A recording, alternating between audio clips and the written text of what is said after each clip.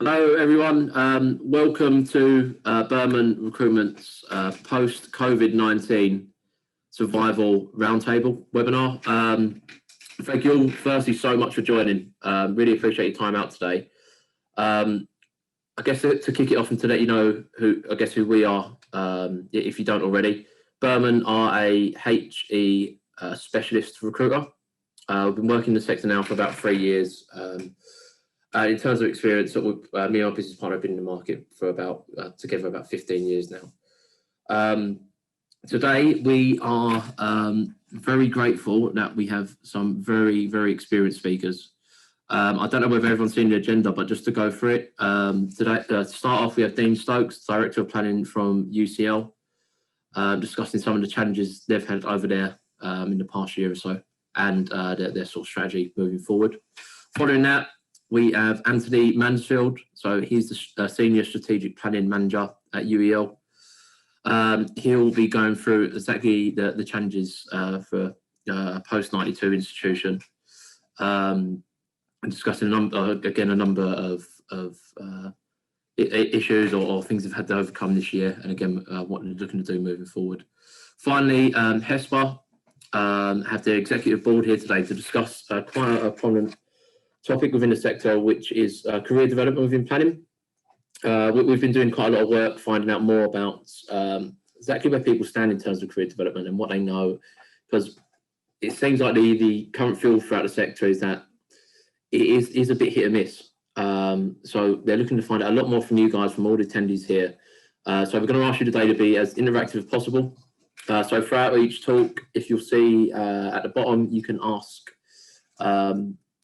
questions and pose questions to the people speaking today.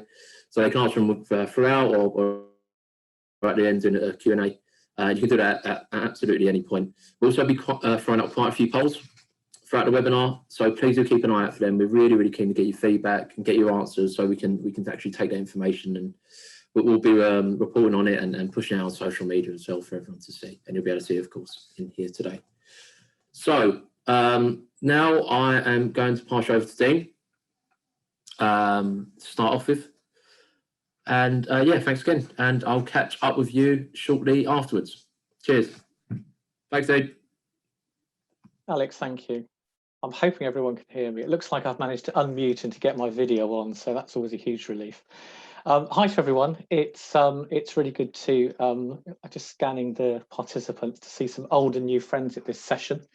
An impressive number, I have to say. Thank you to well, thank you for Alex for such a nice introduction, and also thank you for the promotion around this event, which has clearly been fantastic. I kept disconcertingly, I kept popping up on my own LinkedIn every time I've been into it for about the last fortnight. So you're clearly doing something right. And thank you to HESPA, the Higher Education Strategic Planners Association, for sponsoring this event. I'm, as Alex was saying, I'm Dean Stokes. I'm currently Director of Planning at University College London. I've been at UCL for just over 3 years. And before that, I had a similar role at City University for a period of about 5 years. And even before that, I worked in local and central government in policy and delivery roles, and some project and programme management for the Treasury, though I've admitted it now, and DFID, the Department for International Development, now part of the Foreign Office, of course, as of a couple of weeks ago, and an international financial institution. But never, as it happens, for the Department for Education. I somehow managed to miss that one. But I've been making up for that omission ever since, over the last decade, and working in the HE sector and really enjoying that. So I'm going to talk to you for a bit about the post-COVID survival, and perhaps being even sort of more optimistic, post-COVID thriving, perhaps. I'm personally, and I'm sure I probably speak for virtually all 90 participants, as I can see the number now, really looking forward to being in the post-COVID world. I don't think we're quite there yet, but that really is something to look forward to. This the next few minutes, of course, are from a higher education university strategic planning perspective. I was trying unsuccessfully to multitask a minute ago and just scanning the participant list to see who was joining us. But I did wonder, and Alex mentioned polls. I've only got one, but I just wondered if, to start us off, you'd be good enough to answer the following poll, just to get an idea of the makeup of the audience. And Laura, you're ahead of time here, but perfect timing, actually. Just about what your institutional background is. It'd be good to know if you consider yourself part of University Alliance Million Plus Russell Group, or non-aligned or non-HE. I guess I better answer that one myself, hadn't I? I shall be staring at that for the next.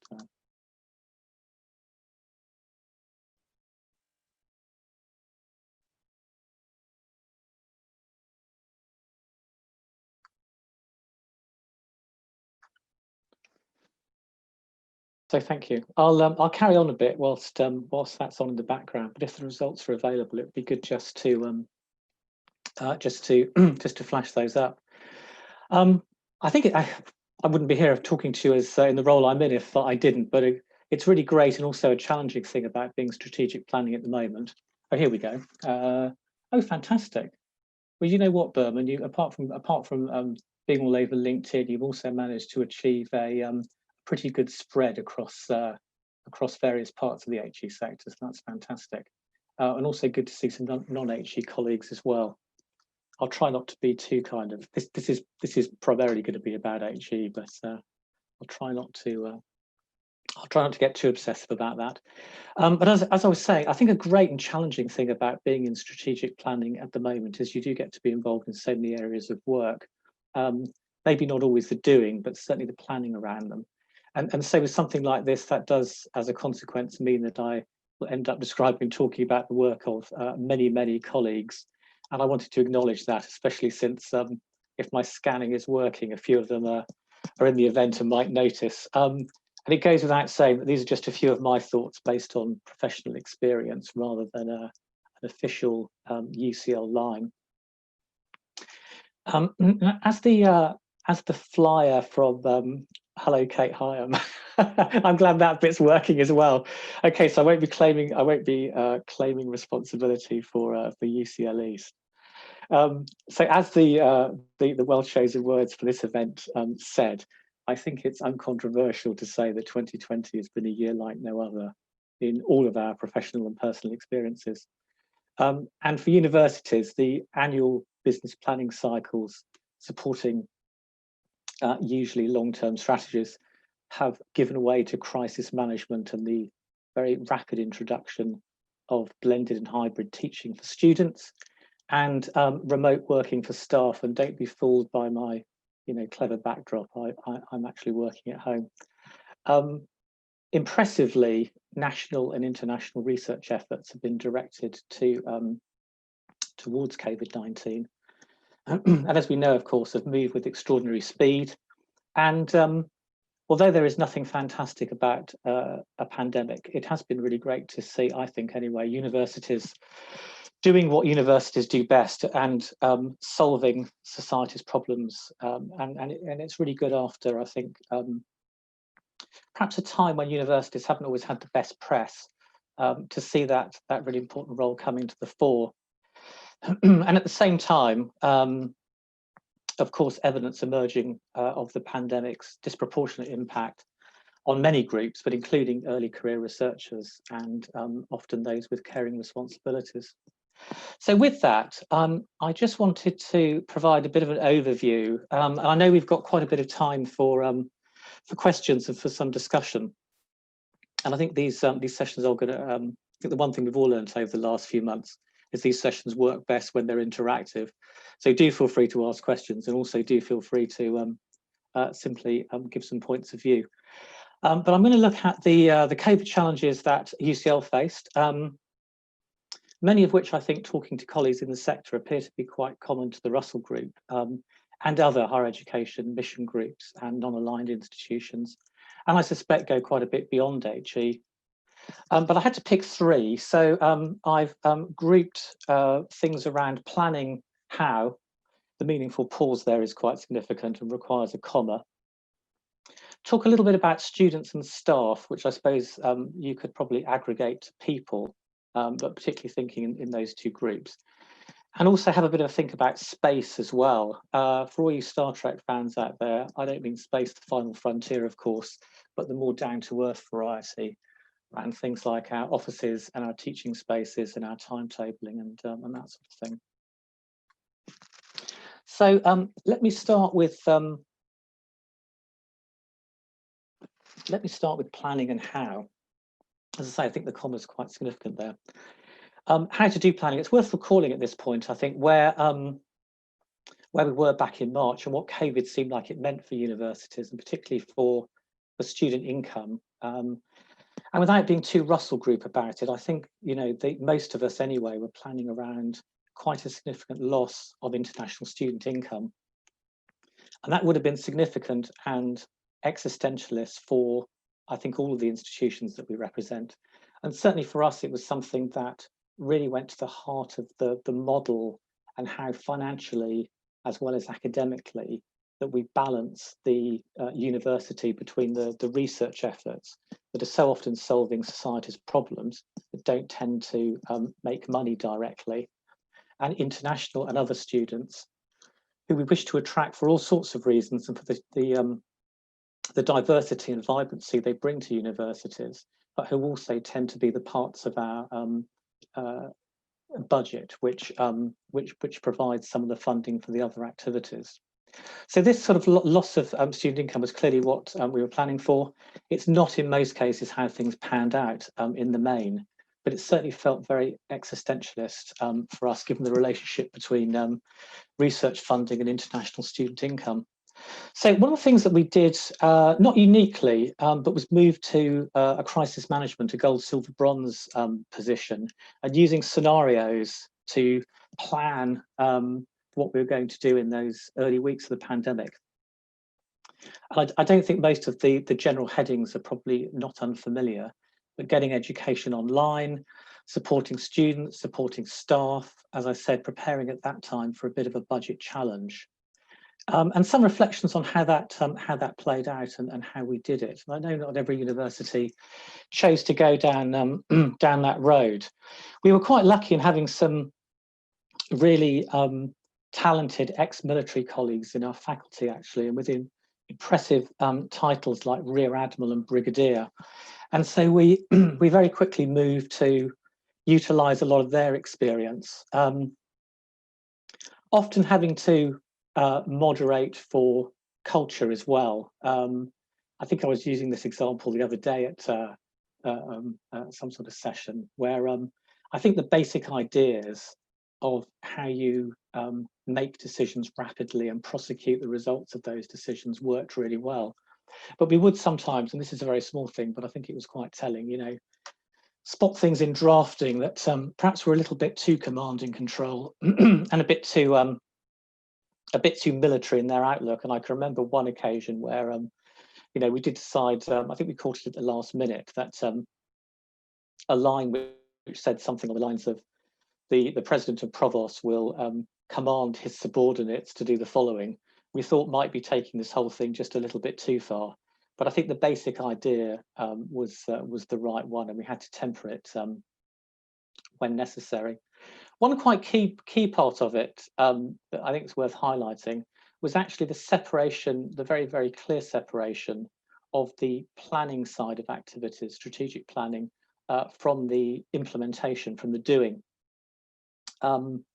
And we did end up, I don't think the colours are particularly significant, but with a kind of aquamarine part of Silver Command and a sapphire part of Silver Command that divided the work between the implementation in what it was 2019, 2020, and the you know, the planning activity, which was for the following year, for 2021 in that case.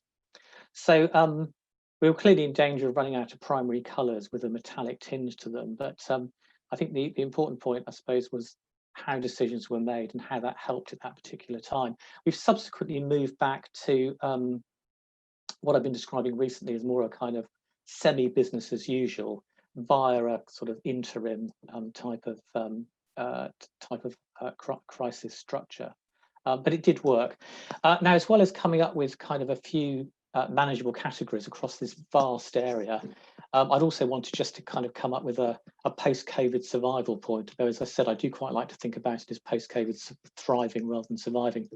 I think the point here is about not losing the good stuff around focus and the ability to implement decisions quickly. And I can perhaps, if there's time later, some of that might come up in the discussion. In particular, I think for us, the cross-working, which we often talk about and a point we try to get to, between academic staff and professional service staff, and this much kind of talked about separation, did really work well, where we had kind of senior academic leaders working alongside senior professional service staff and others.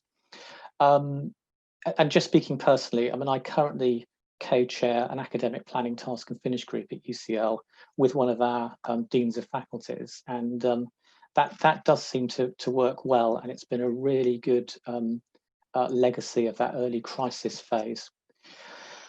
The last thing we want is to be in perpetual crisis mode, of course, although it does seem like we seem to have managed that for most of 2020 without really desiring it or planning for it or designing it.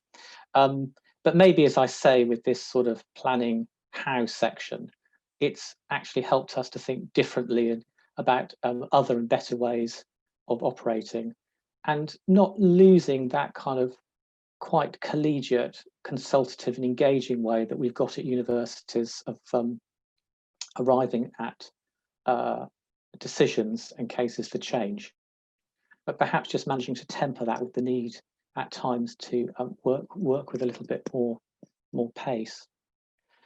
So that's planning and how. The next part I was going to talk about was just around kind of students and staff, i.e. people, as I was saying. I think one of the things here, and this is such a vast area again, but I think the headline here was about keeping up with and balancing sometimes common wishes, but sometimes competing wishes between student and staff preferences around well-being. And thinking about students, of course, I would encapsulate both current students and prospective students at that time and now. And there weren't always tensions between these two areas, but I don't know whether I've quite got my physics right here, but I sort of think about it as being a little bit like two relatively powerful magnets that you're trying to, they don't need to kind of like completely kind of merge or collide, but they can't be too far apart. And at different times, they were different competing forces.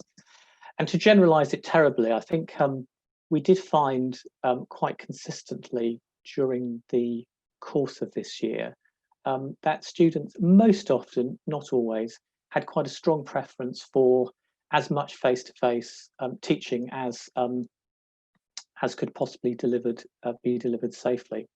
And of course, some were more cautious, and some had particular reasons why that simply wouldn't have been possible, whether it related to health or to international travel or a combination. And similarly, staff, many wanted to be back on campus and operating. Some wanted to, but couldn't. But there was certainly quite a kind of, I think it was quite purposeful and quite well arranged, but sometimes quite a messy dance between the, overall strong preference for face-to-face teaching, perhaps on the other side, a little bit more caution about what would be feasible, both in terms of materials and technology and getting online, and also what could be physically done on campus. So there's a whole host of issues there, and I really would like to fulfill my promise of not talking at you excessively, but I hope there's a few kind of areas that we might open up there during discussion. I think again, thinking about what's the kind of lesson to derive from this, we were able to find a very workable compromise that looked at 1, 2, 3 hours of face-to-face teaching, articulated early on within a temporary operating model that would work in terms of what we needed to do to implement a new way of working, but also worked, I think, very well in terms of how we were able to then translate that into something in the form of communication to students.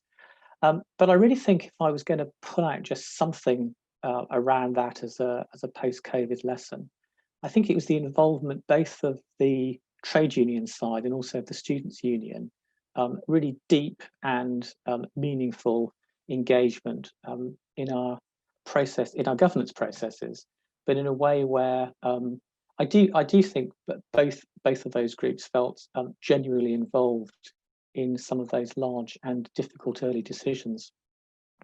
I should say, in terms of proving the point, and I'll try and find the link to post in the chat in a bit, but if anything proved the point about what so many of UCL's teaching staff in particular, and those that support teaching staff, have managed to achieve, was this absolutely fantastic letter, which I don't think we could have kind of engineered or contrived it, even if we'd wanted to, that came from our fantastic students' union, thanking particularly teaching staff, those involved in the support around that, for all that they had done over the last term. It's an absolutely beautiful letter, and I'll post it in the chat. But I mean, it saves me several thousand words, I think, because I don't think I can make the point any better about where that has succeeded, and we really do want to kind of build on that and how we maintain that level of involvement.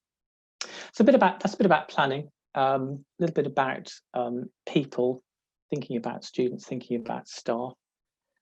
Another of those topics which probably use up all of my remaining time talking about, but won't, around space. I've done the Star Trek joke, so that's fine.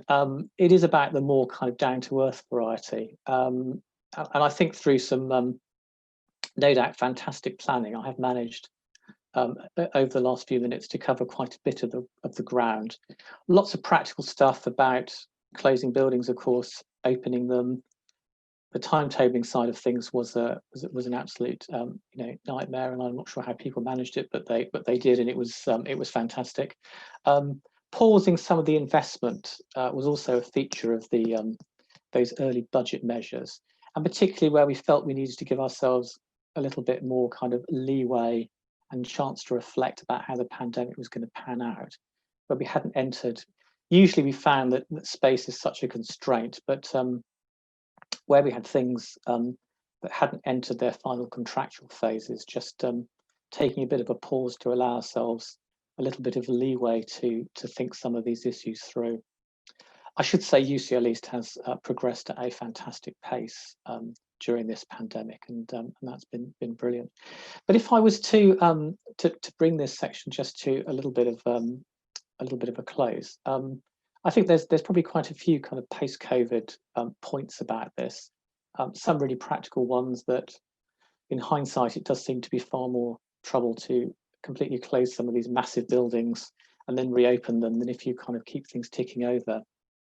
But I think there's a few things I wanted to say to this actually, but it's hard to know. But you can sort of see that there could be quite a surge in demand for face-to-face. I wouldn't kind of, and I think on the teaching side there definitely will be, but in terms of just sort of basic human interactions and collaborations. So I don't necessarily think that planning for the minutest part of office space is probably the right way to go. It's very topical for us, and without being too parochial about it, I think the largely central London location is significant, and I believe the figure for sort of a desk in central London is somewhere between about 9,000 and 10,000 a year. So that really is at a premium. But there does really seem to be an opportunity here, I'm sure, for many of us to really kind of create some inspiring workplaces. And I know those sound a bit like words, but you can imagine something which is a bit less about a place that we have to go with some sort of regularity, with a little bit of working at home, and something which is more of a kind of inspiring collaborative space. And if you were to push me to try and say in a little bit more detail what that might look like, haven't quite designed one, but I can't help feeling that there must be some inspiration that we can take here from some of our really fantastic collaborative research spaces. And well, I'll pick one that happens to be sort of local for us, but the Crick building, which is just as you come out, if anyone knows it by any chance, the west side of St Pancras International Station, and it's a great building. But I think the main thing there is that it is absolutely designed around the concept of collaboration, and everything from kind of the most versatile spaces to walls that come out and can form partitions where people do need to do some of that focus work, but can also double and triple up as spaces that you can write on. It might, whether that's quite the building that we need to follow, I don't know. But I think if we were trying to think of an inspiring vision on that side to take us forward, I think we could do a lot worse than look in that direction.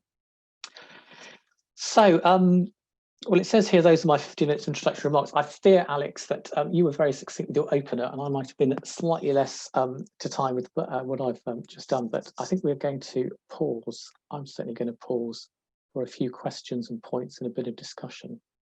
And I took a nervous glance at participants then, so it seems to have held up at around the 100 mark. So I hope you found some of that useful. I'm going to click something now and see if I've got any questions. Alex, are you gonna compare us, or am I going to invite people to speak? Dean, Q&A at the bottom. You're right, Dean. If you click on the bottom on the Q&A, oh, got questions. Yeah. And then once you click into them, if you click on Answer Live, it should pop up for everyone to see. And then yeah, go from there. Do you want to give that a go, see if it works? I'm going to pick Claire Foyle. I know Claire Foyle. Okay, so I'm going to click Answer Live. So everyone's got that. Gold, silver, bronze decision crisis management process. A timely way at the right levels. Lessons learnt. Yeah. Largely, I think I think what it did do, it definitely allowed us to do things at pace, and there were many occasions where perhaps not the right person was in the loop, or we had to backtrack on something. There were no serious missteps, and things happened at pace. So I think that's the good bit there. Lessons learned, there were loads actually. I think I did conveniently leave it out, but I think there was.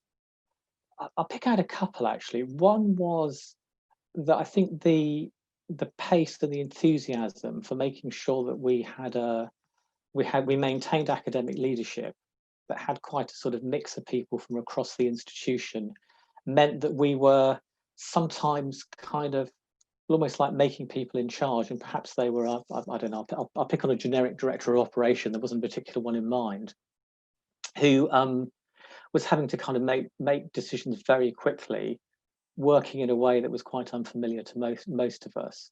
And it wasn't always natural or easy for that work to connect up in those early days with the professional service director lead.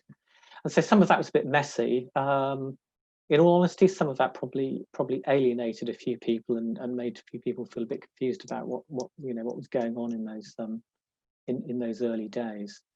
So and proliferation was another thing actually, because I forget the number now, but I do recall that there were we were getting well into double figures with the number of I didn't talk at kind of bronze level or particularly at sort of gold level, but there really were kind of we were getting into double figures with bronze groups, and bronze groups were kind of spawning task and finish groups, and it was almost becoming a sort of half of somebody's job to keep track of that on a weekly basis. So possibly the enthusiasm, ironically, that the command and control overall, to keep some command and control of that, probably could have worked slightly better.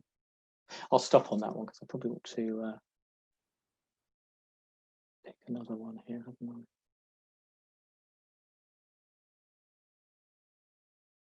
Look, I'm going to do these at random rather than just ones that I might have a better answer to. So Elizabeth Condor was asking about cross-institutional networks in managing crisis. HESPA London Federal Networks. I'm not just saying it because I know that HESPA colleagues are on the line, and I think I'm part of that roundtable later. But yeah, really important. And I think the fact that those many of those groups existed, it was it was really important in those in those early days, because I think it would have been very easy. Do you know the great thing about higher education, I think, and it has become, I suppose when I came into it, the transformation was starting into a very much kind of different. I hesitate to use the word marketized because it sounds a bit loaded and a bit pejorative. And I think those groups, some of which you've mentioned there, Elizabeth, were really important. And why were they important? Sometimes I think just for reasons of kind of solidarity and probably keeping everyone moderately sane. But I think also because we have, my take on it anyway, is that over recent years, in so many areas, we've managed to maintain that kind of collaborative way of working across our different institutions. And so I think, there's still an awful lot of, we may not want to share the kind of detail of our, pipeline of new programs that we're hoping are going to win lots of new students at particular quality and, large shares of market. We might be a bit more sensitive about that. But many areas, I think, operationally, how we're delivering, the evidence is that we're very, very willing and open to share and discuss those things. So I just think that keeping everyone a little bit grounded and a little bit sane, probably they had very positive implications for. But also where it made sense, and things like the timing of messages to students just is one example that comes to mind. I think it was just really important to ensure that we were doing right by students and external stakeholders, and that was it was helpful but also vital. I'm going to leave HESPA colleagues to comment a bit more on that. I'm going to take in order now. So genuinely, we're going to Richard Clayton. I'll try and come back to any that I've missed out. So yeah, Richard, you're asking about a shift to 2 to 5 year rolling forecast planning rather than more traditional academic year planning cycles. Yeah, I'd like to. I have to say that I don't know if I just published your. Yeah, I have to say I think I don't know about you, but I think we're finding that quite difficult at the moment. Partly because of the pandemic, although to be honest, with in the case of UCL, it's also partly because we of course have a new provost coming from the University of Sydney who'll be starting in January. And that's a really exciting time, and it's obviously a shame to lose the current one. So it may be that we're in an odd position, but we have, as part of semi-business as usual that I was describing, we have just this term restarted looking alongside the budget reset at student number planning, and starting to move to a slightly more kind of succinct plan on the page for our faculties and professional services. But we're, I have to say, finding it quite challenging to do any meaningful planning beyond 21-22. That's been quite difficult, actually. Though I can't entirely disentangle for us which of those are just about maybe not taking lots of big decisions before a new provost arrives, and the pandemic. You would have. There's probably going to be some sort of readjustment here, isn't there, where we can't kind of keep planning on a sort of operating model for the next year and academic priorities. So I think what lies behind your question is probably, and hopefully, what we'll see ourselves move towards. I would hope, though, that it would be because that is a kind of sensible planning cycle that leaves, enough scope for some readjustment year on year, rather than there having to be any kind of, dramatic shifts unless justified by some external factors, rather than as a response to external bodies. But I know we went through a bit of a phase. I suppose UCL 2034, our current strategy, was part of that, when it felt better to have the longest term kind of visions that you could sustain, And I don't know whether current experience will kind of shift back to that way of doing things, or whether it will make us think more of meaningful planning over a shorter cycle. Okay, right. I better make sure that we get a fair anonymous. Now that's going to be a good one. Start. Right, we just publish that one.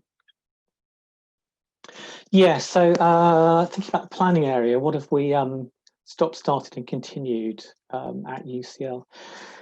I suppose the first thing to say on that is surprisingly, strategic planning as a standalone set of activities is relatively new to UCL, because and it wasn't me that set it up, but in 2015 was the first time in well over 100 years that we'd ever had a planning team within UCL, and planning had been done as a sort of alongside the financial planning. So it's quite new. The model we've got is that functionally there's the kind of framework for core business planning across UCL.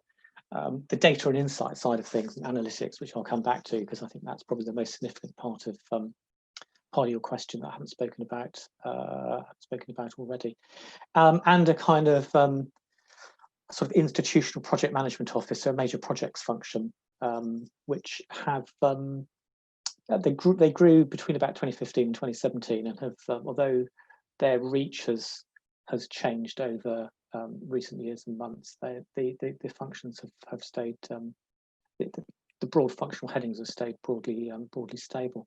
I think a really interesting bit to extract though from that is that so we're not, in terms of our data and insight journey and thinking about MI rather than management information rather than research data. I mean, we don't claim to be sector leading in that area, and there's many that we've looked to both within the UK and overseas as models to where we'd like to get to in terms of data informing better decision making.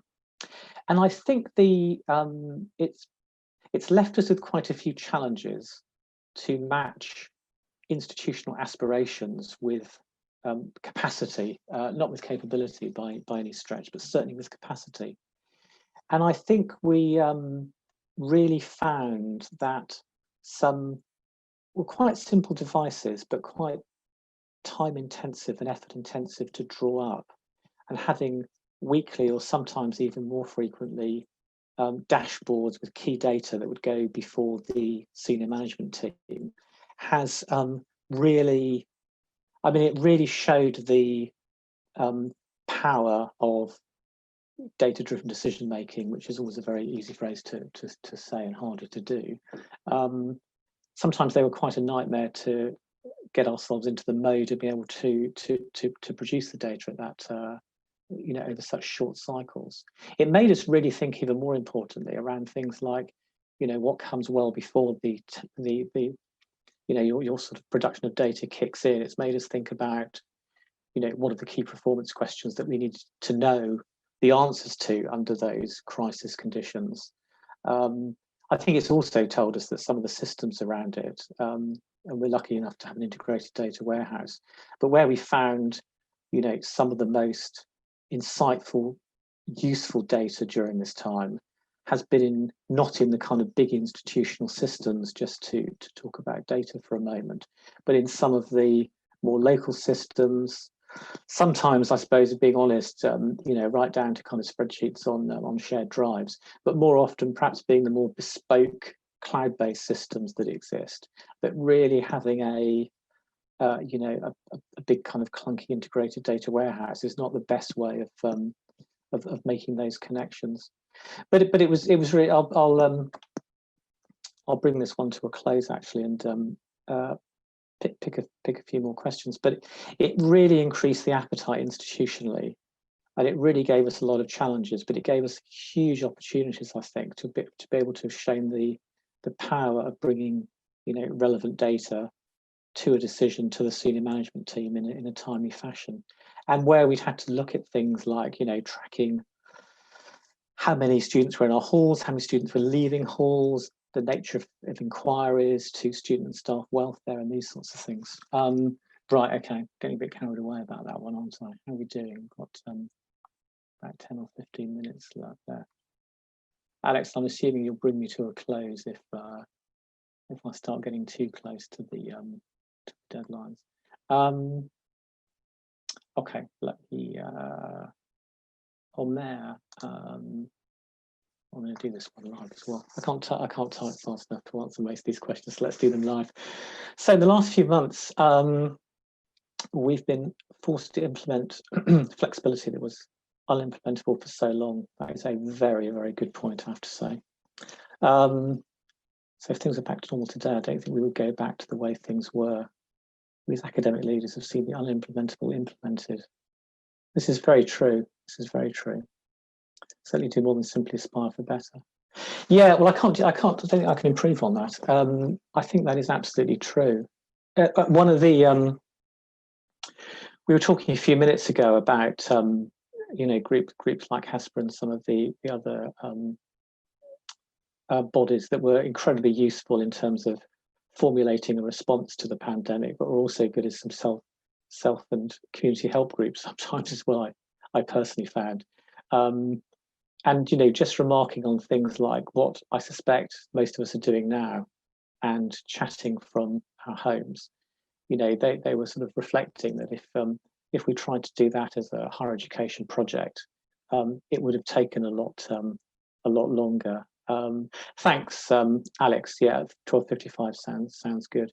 But you know, if we'd had that as a project, it would have taken a lot longer, and we probably would have concluded that now is perhaps not the time, and the technology wasn't quite there. Richard Elizabeth.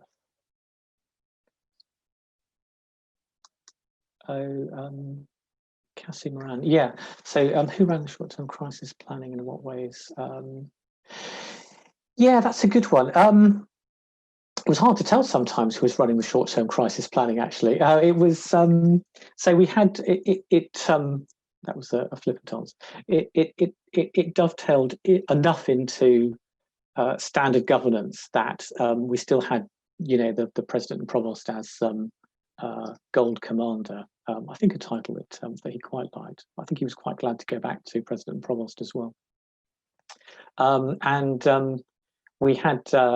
We did, after a bit of some initial kind of jigging, you know, make sure that we had the chief operating officer in the right place, and people were kind of tapped into these groups.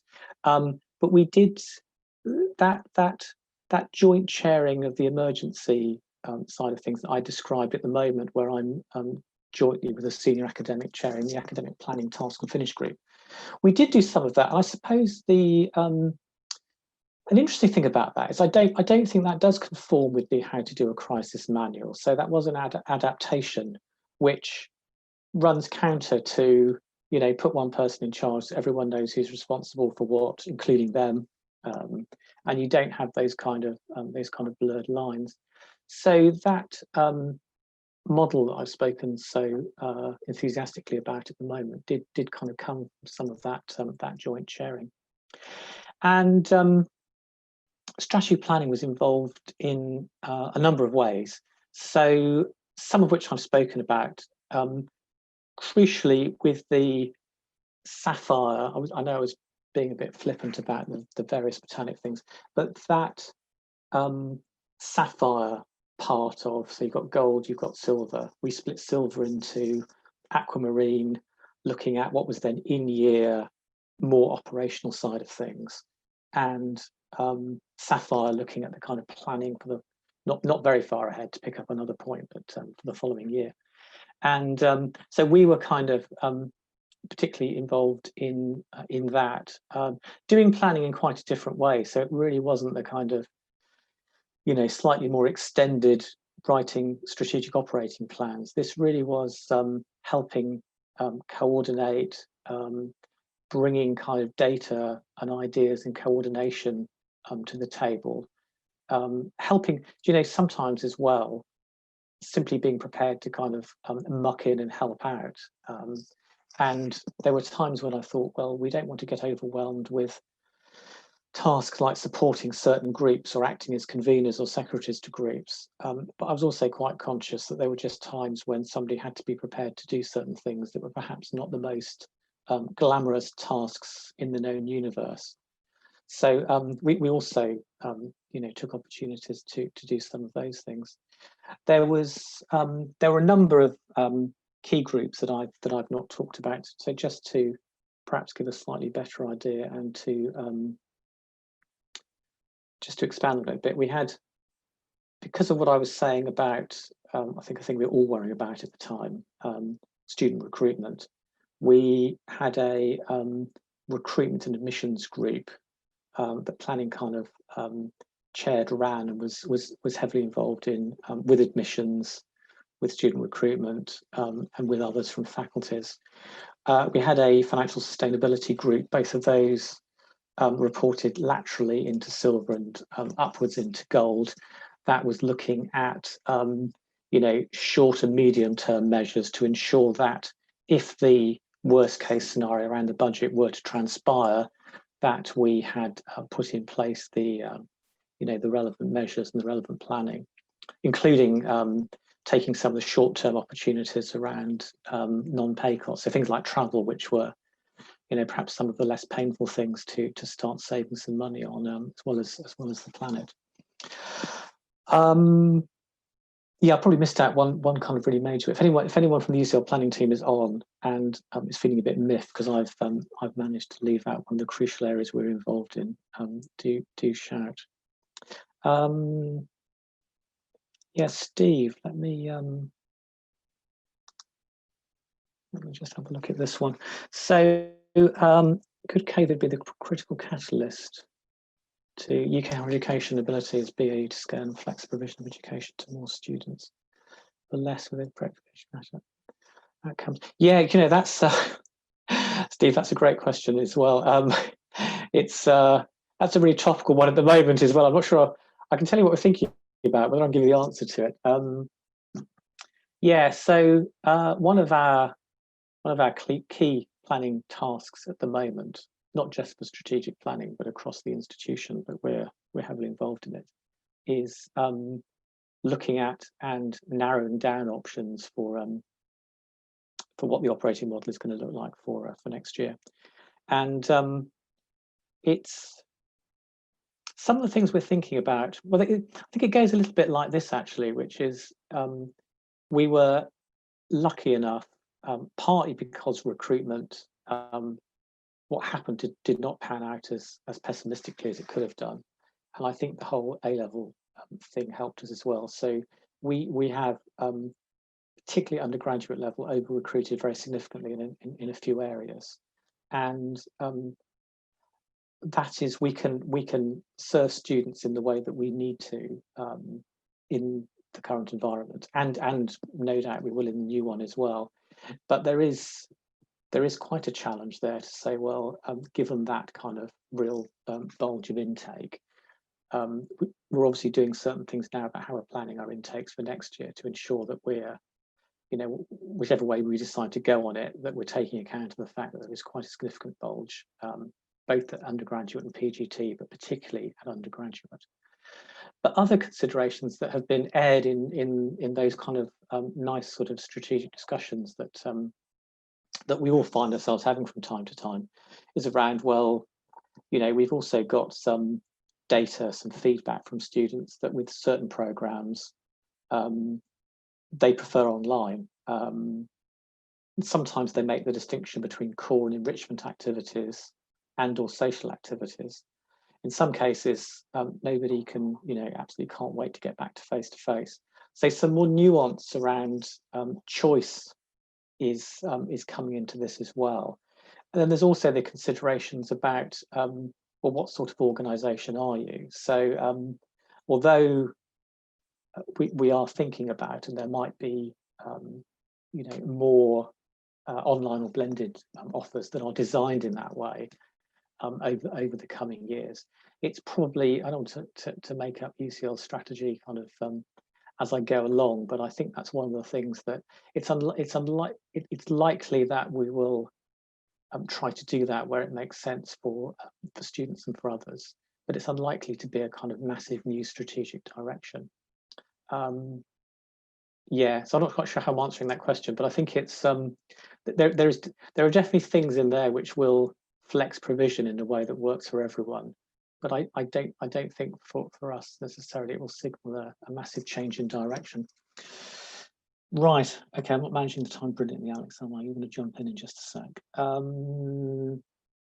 Yeah, I like the anonymous one at the end here, though. I like all I have to say. I'm sure I've been keeping up with the chat as well as I might, and I will try and do some answering in writing in a sec, where I've not. Yeah, the culture is God, that's a tricky one, isn't it? Do you have a view about how the culture of HEI has changed as a result of COVID? Yeah, it's I suppose the thought on that would be that in many ways, culture being so fundamental and basic, you would actually hope that it wouldn't change out of all recognition. I do hope within that, though, that I've talked about lots of things that would come under the heading of culture. If you think of culture as that definition of the way that we do things around here, and I think some of those are quite significant changes. I have to say, I'm gonna pause in a minute, but I'll end on a really positive. There are so many that could be ended on, but really positive kind of note for the sector and for UCL. But I do really think, and I contrast it with some people that I know, not within the higher education sector, but in sort of personal life, who've worked for other organisations and companies, who've often said all the right things about, people are our greatest asset and we look after people. But then when things have got very difficult, haven't felt as if that has been walked. The talk has not been walked. And sometimes people have sent me some quite horrendous examples of that. And I've really felt that the university culture and that kind of really looking after people, that has come to the fore. And I can't help being extremely proud that we have managed under quite a lot of duress and difficulties that are not over yet by any means, to really kind of live those values around looking after people during difficult times. So perhaps that will give us some self-confidence. Anyhow, right, I'll try and do a job of picking up some questions in writing. You must have heard enough from me by now, probably. Dean, in terms of the other questions, we've noted them all down, so we can always send these out to attendees after, if you did want to expand on any of them. And they're still there, so you can still reply to them and everything. So yeah, that would be good, actually. There's quite a few in the chat as well, which yeah, okay, that sounds great. Thank you. Cool. But Dean, thank you so much. That was so insightful, and also thank you for clearing up the mystery of where you was and let us know you're indoors. So I know that we're concerned. I would have fooled you, wouldn't I, if I hadn't said it? But thank you so much, mate. Really do appreciate it. Thank you for your attentions. No worries whatsoever. Take care. See you later. See you later, mate. So I hope everyone enjoyed that. I will soon be passing over to Anthony. Before I do that, I just want to put a poll up, and this really is to help us and really just to show people exactly what type of opportunities are out there, but also to help HESPA later on as they talk about career development. Trying to put it up now. So if everyone could answer this poll, I'd just like to find out exactly what type of opportunities are most common within the planning area at the moment. We, from our point of view, things have really transitioned back and forward. A few years ago, it was very much a contract market, and there was quite a lot of consultants. Now we're looking at more fixed term, permanent, but again, this really does change month to month. But if everyone could, go to the poll, and then I'll post the results in a minute.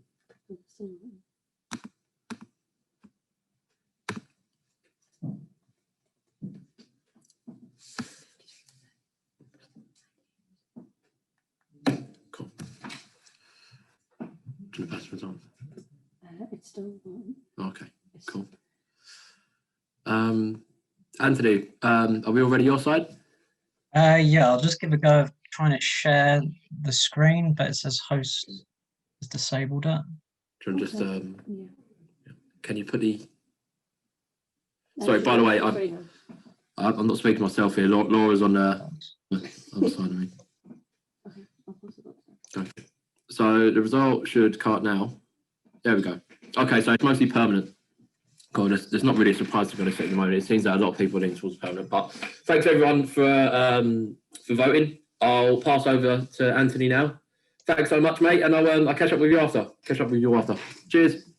Thank you very much, Alex, and thank you all for attending. As Alex says, my name's Anthony Mansfield. I work at the University of East London.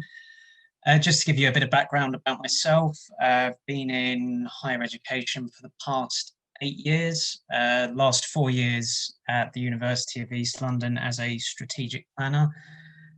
My 4 years before that was as an academic, taking the unusual route from medieval history to strategic planning. There are some links, but there are a lot of differences as well. So it's been an interesting journey for me. Unfortunately, my background hasn't come out as well because I've hidden behind a PowerPoint. So now I've got the color of the PowerPoint. So apologies for that, but it was a nice picture of the DLR. Perhaps showing how much yearning I have to get back into the office because I haven't had the chance to do that yet. But today, what I wanted to sort of touch upon was a very specific case study that we've been working through at UEL, and I appreciate it's a very specific issue, but for us, it's one I wanted to share because it will show you the impact on COVID and particular planning processes, but then also how we've adapted the technology available to us that we had actually fortunately brought in before the pandemic, and how hopefully you might agree we succeeded in some areas.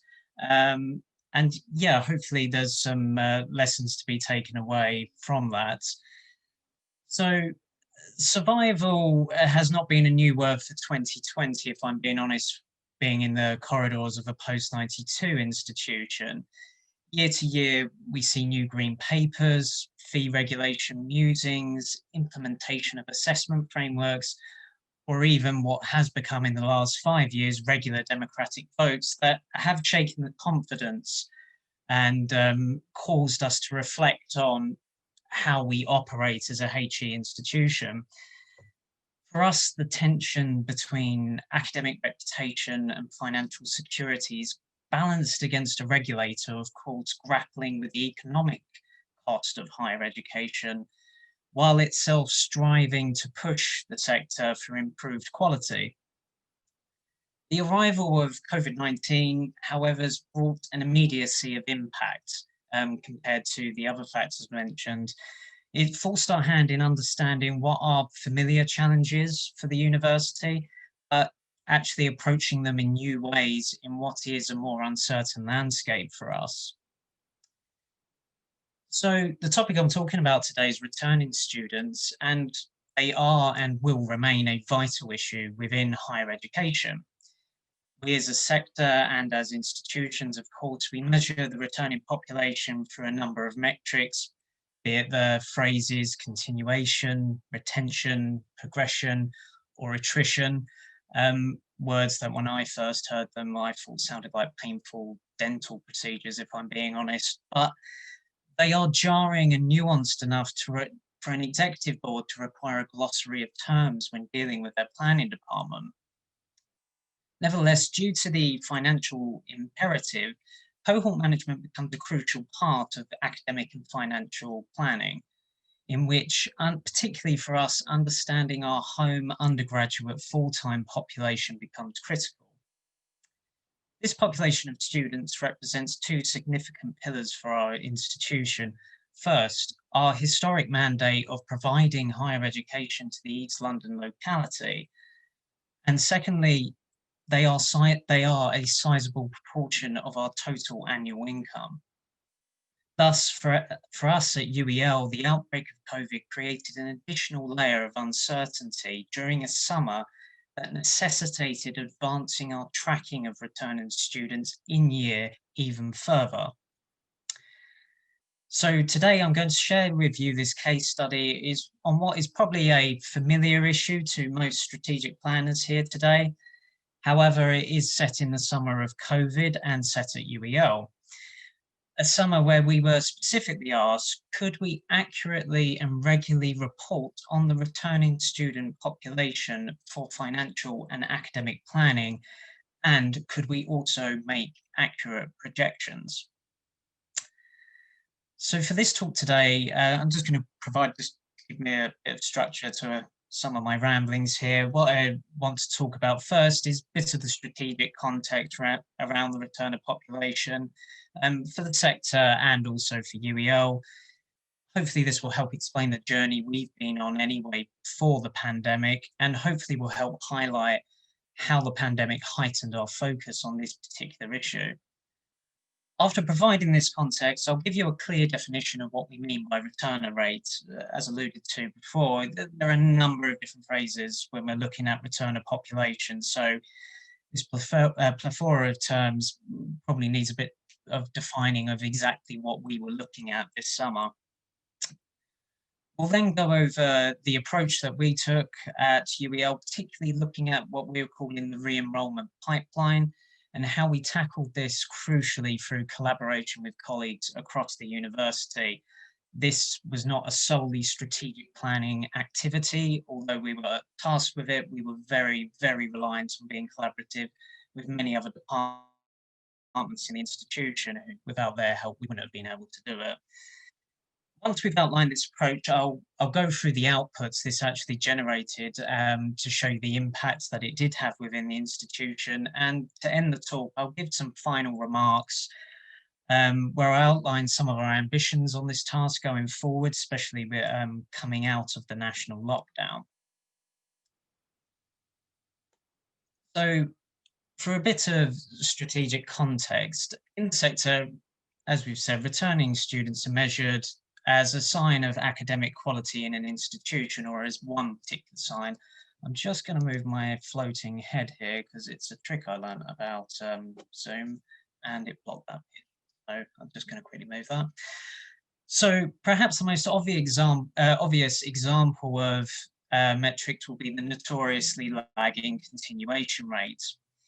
The measure for first-year students returning to the institution, which is utilised, as we know, by league tables and the Office for Students.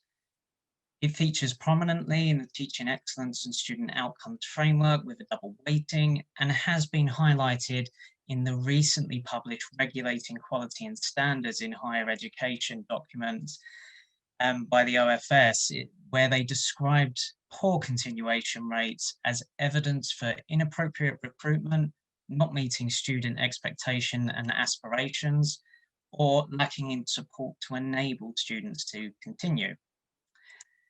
Even yesterday, as I was doing some work for this talk, you'll see to the right on the slide a quick article I've snapped from The Guardian.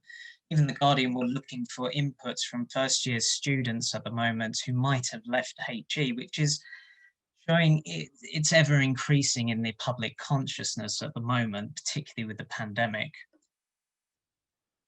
But naturally, this external focus has seen continuation as a firm part of UEL's own KPI landscape, particularly with our new Vision 2028 strategy, and shining a particular light on it through our sensitivity to TEF and to a growing issue that we've seen in our own student cohorts. Now, you can see at the bottom there, this is published data, are from 14-15 to 17-18.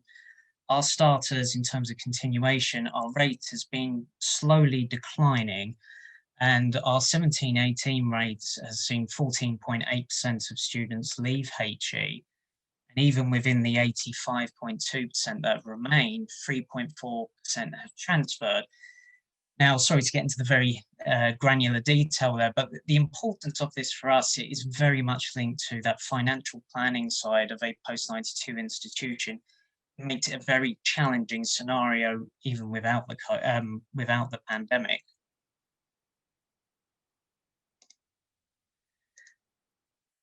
So before the pandemic itself, these start numbers had firmly been part of our own performance monitoring framework and our student number planning. So what I'm showing you here, this is all dummy data that I'm showing, but just sort of a couple of examples of things we've been working on in the planning department. So we produced a new key performance indicator that was an in-year measure of level 4, what we were calling level 4 FTE attrition, which could be refreshed quarterly. And what you see on the top right here is our KPI dashboard, where we were able to roll this out through Microsoft Power BI.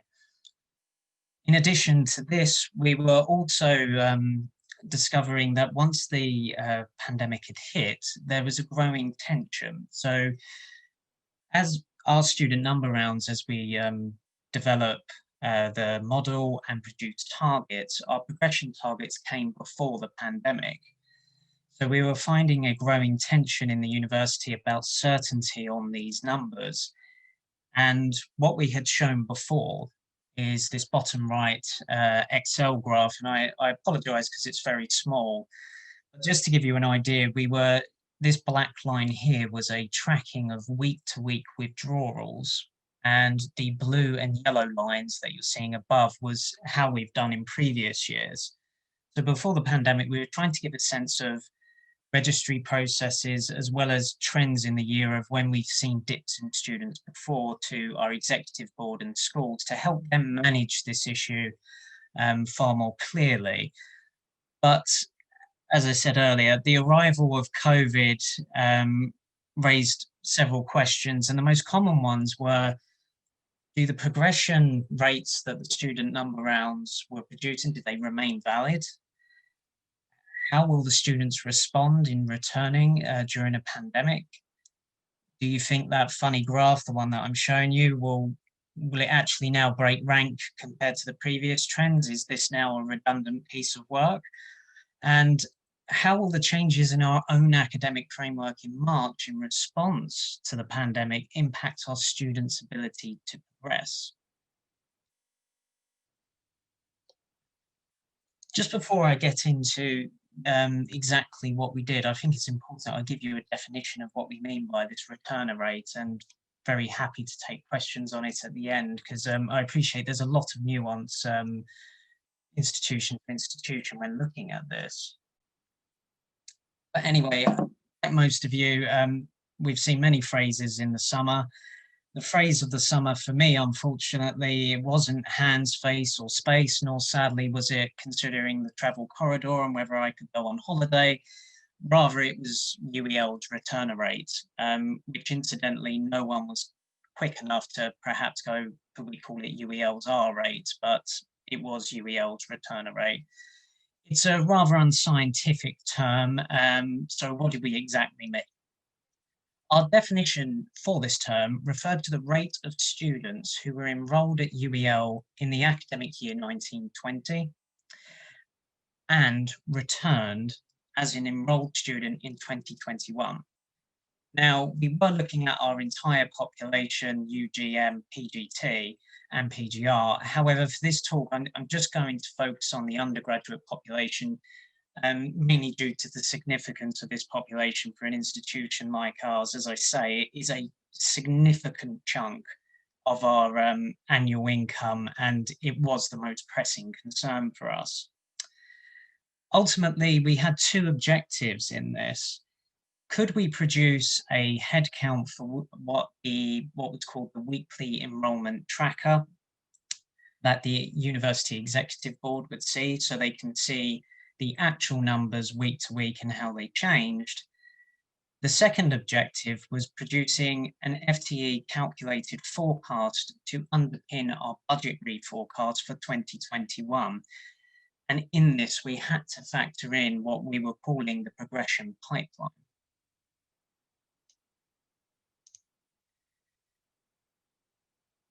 So for understanding the approach that we took, I think a key piece of context for everyone in the audience today to explain is UEL's enrolment and re-enrolment processes are quite lengthy. On occasion, we do exhibit students enrolling well after the first week of teaching, and there's a strong sense that our student numbers don't usually settle until mid, close to late October. So naturally, this inevitably causes nervousness on the budgeting side in a usual year. So for the pandemic, it naturally created further tension. Moreover, this was also disrupted by where we had to move exam boards later. We had to push a number of exam boards back into late September. So this impacted decisions that were being made for students to have the opportunity to re-enroll.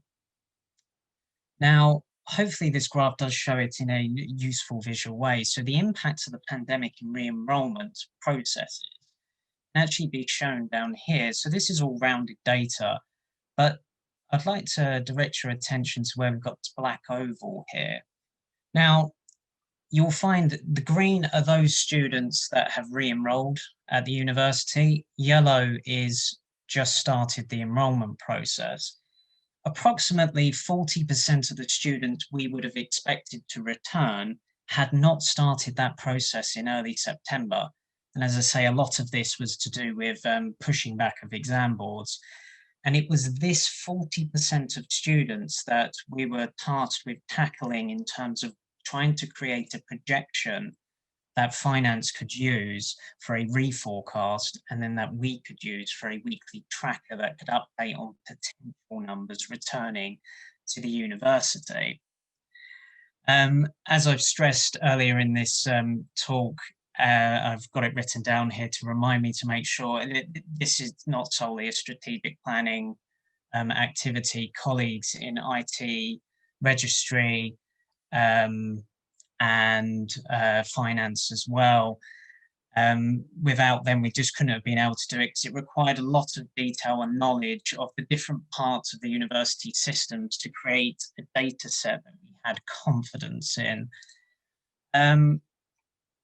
Thanks for the message, Alex. I've realised where you ramble along a little bit fast, you've forgotten about a couple of the polls that you prepared. If we could get the first poll up, that would be great. Thank you.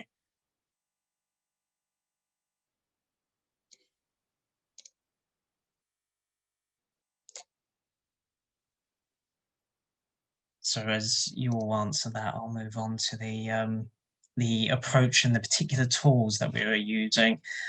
So to achieve this rapid turnaround and supporting regular reporting, we needed to adapt what we had. We couldn't just, unfortunately, as Dean alluded to in his talks, with everything else that you're trying to do as business as usual, coming up with an entire new process is a bit of a challenge on the fly. And speed was the essence here to try and give a bit more confidence about the budget. So we adapted what we had, and before the pandemic, we were quite fortunate. The institution had made the strategic move to move away from poll results there. That's good to see. The institution had moved away from a ClickView based of analytics, and we'd moved towards Power BI, and we've taken up a greater partnership with Microsoft in terms of particularly Microsoft Teams. This gave us a lot more flexibility for those here who have used ClickView.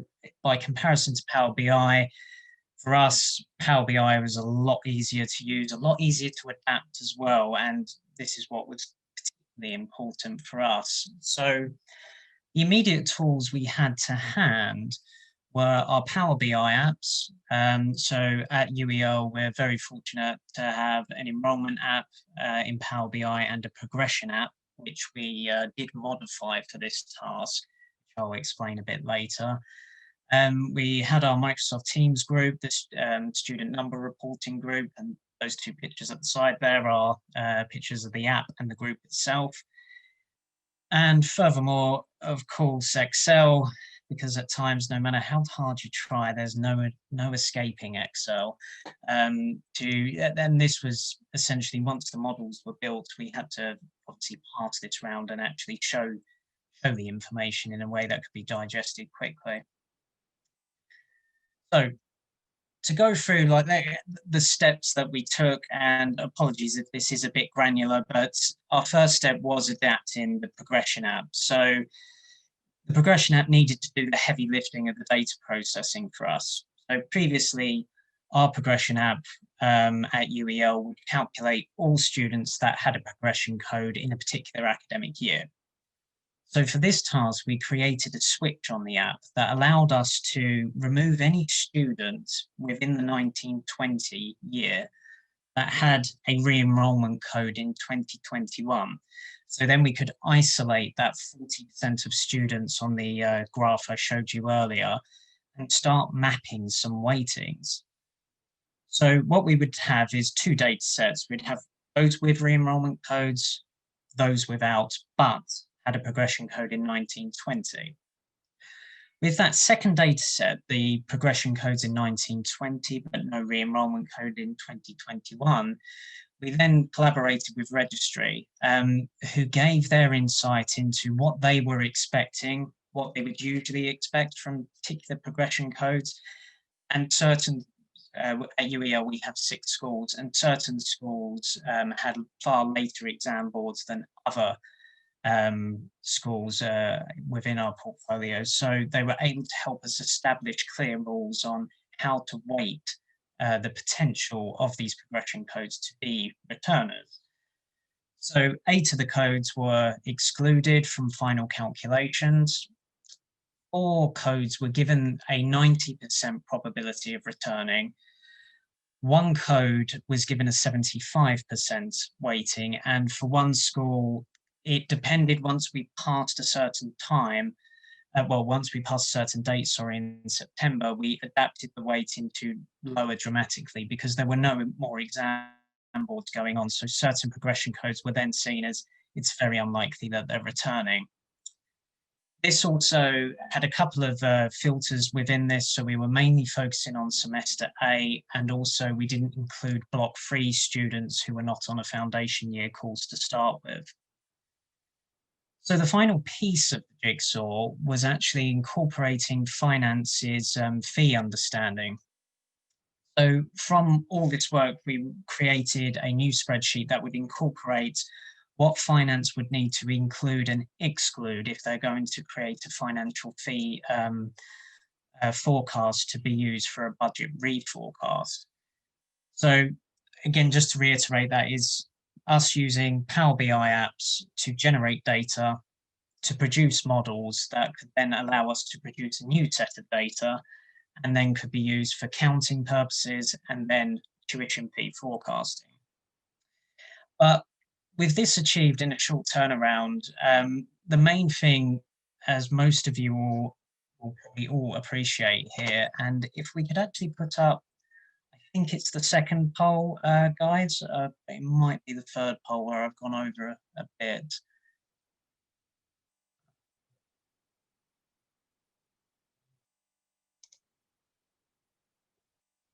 To be fair, that is my fault where I've gone over. If you could also show the third poll as well, I'd really appreciate. Oh no, not the third poll. Sorry, that comes later. There, we're on time. As I'm sure most of you appreciate, you can create these processes. You can establish an understanding of your data, but not to sound like a TEF assessor. Often it's, well, what's the impact of that? First, we had our weekly student tracker. Of course, as I've said, the challenge came out of, can you report on this weekly? So projections that we produced were incorporated into our accounts. So we had an enrollment tracker that was looking at new student enrollments. Thanks for, oh, that's really interesting results on the poll. To give everyone an idea, we recently last year moved to Alteryx, having done it in ClickView the couple of years before, and Excel before that. And involved on the Excel one, I'll tell you, Alteryx made life a lot easier.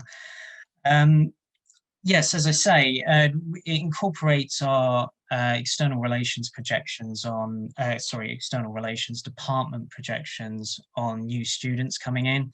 So we were able to incorporate our returner projections to give the executive board a greater sense of what student numbers were looking like and what level of confidence could they have with, of course, Board of Governors approaching. A crucial facet, though, of this reporting, and I would stress to everyone, and again, this was being fortunate enough to collaborate with colleagues and colleagues willing to collaborate with us, Registry was able to provide us a narrative context to this data. Then what we were showing week to week on its own, yes, it's a number, but without that context, it's hard to understand, one, what's upcoming in terms of exam boards and when can we expect uplift, but also two, sometimes the flow of data, because what we were finding, senior colleagues rightly believed, well, these exam boards are done, so they were automatically asking for a reforecast within the hour, but of course the data then needs to be processed. So having Registry provide that narrative context was crucial to giving further understanding to this, otherwise it was tables of numbers. As mentioned, the pandemic forced boards to be pushed back and students' path to re-enrollment had stalled. So again, that Registry context was crucial just to help explain where students were in the process, but also where we were in the process as some of the core central services. The second output in terms of the financial forecast, where we work with finance to apply these, to apply financial rules to what we call the root code level at the courts level, allowed us to create what we called a calculated FTE for faster reforecasting. So I was guilty of this, I have to be honest. I originally passed on to finance our first forecast, but naturally it didn't fit their model immediately. So it required a bit of back and forth between us of establishing good mapping to make sure that as we were being asked more frequently to do this, particularly after late September, we could get the speed of this done within a couple of hours rather than previously what had been a day and a half. So as I said, we refreshed this over the period of September, and we did have to refresh it a couple of times into October. And what I think most of you will be curious to know is, well, how close did you get?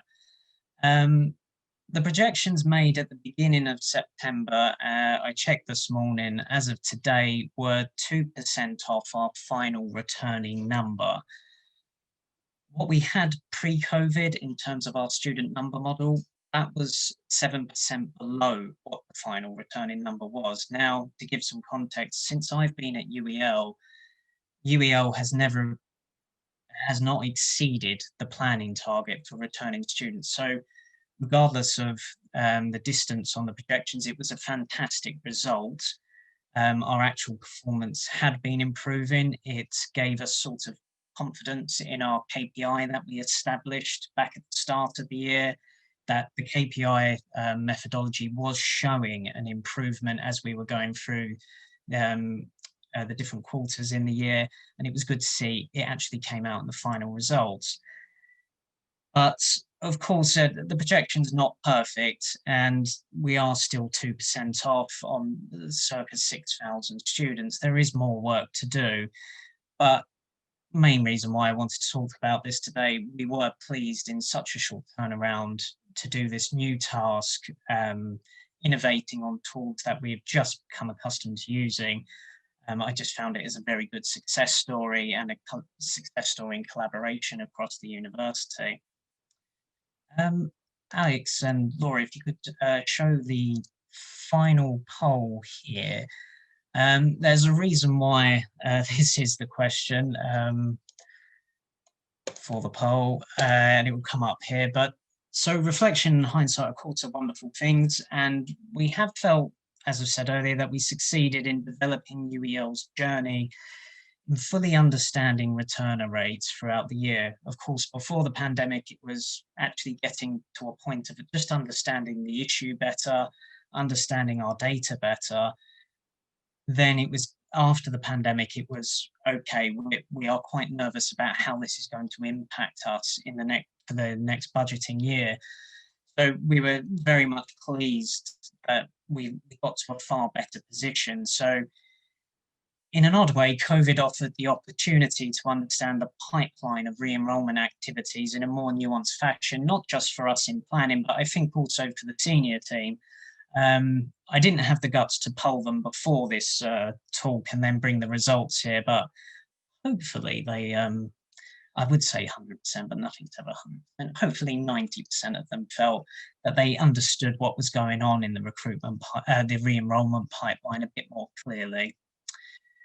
As I say, there is more for us to do moving forward, and moving forward, and as I've sort of alluded to, in our student number workflow, in which we use Alteryx, it wasn't possible to immediately change the model to facilitate the requests that we received, which was unfortunate because we have been very much benefiting from Alteryx and our workflow for student number planning rounds.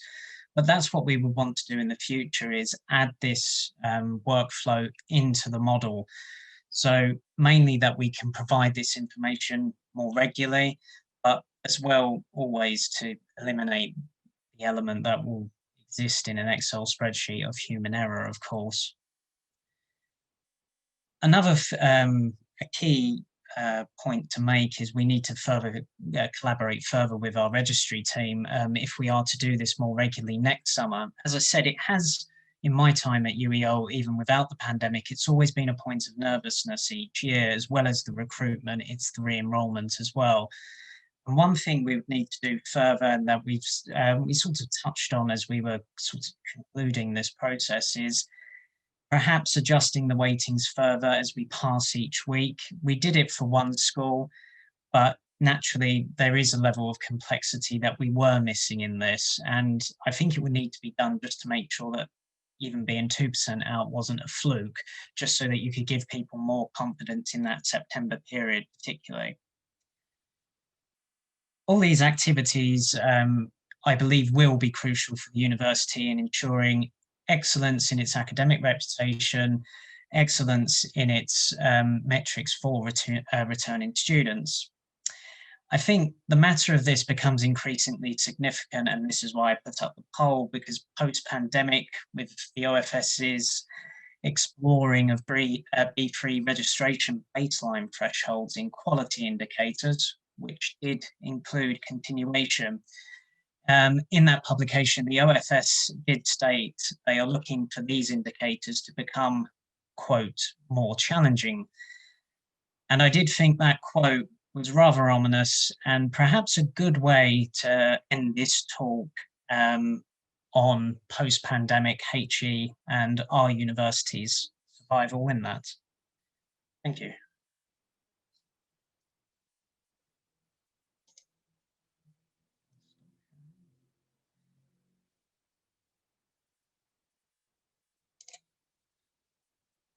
Alex, shall I go straight to the questions?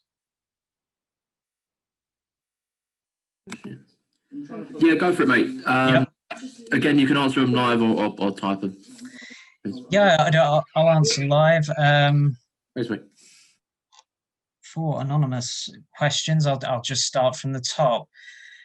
Yes, so for have you used Power BI, the Power BI tool in your team? Yes, so Power BI and data analytics at UEL is quite egalitarian. Not one department has sole control over it. In terms of IT, are definitely the ones that facilitate it.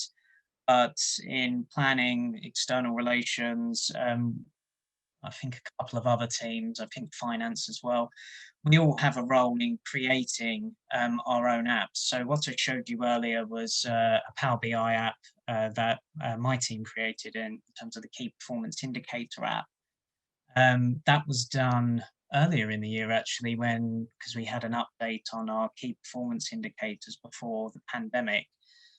in terms of the work that we did for this, fortunately, my IT colleague, and I have to name him because he's just wonderful, Simon Gill, he was the one that designed the enrolment and progression apps. Now, fortunately, Simon is excellent to work with, and alongside him, he allowed myself to essentially design that sort of switch we were looking for, which allowed us then to bring out the data whereby we had students with no 2021 enrolment record, but a 1920 progression code. Myself up over that. For ourselves in planning as well, we've also recently produced a league table app, which we've incorporated into our KPI app. And our student number model, although it's based in Alteryx, our number analyst has created a Power BI app of student numbers, which takes the output from the Alteryx model into a Power BI app. And as a team, there's a lot of ambition to keep pushing and seeing how far we can go with this. As I say, we were on ClickView before. I think Power BI has just been more accessible for the team. So yes, there's been definitely a lot of use of it since its arrival at probably the beginning of the 1920 academic year.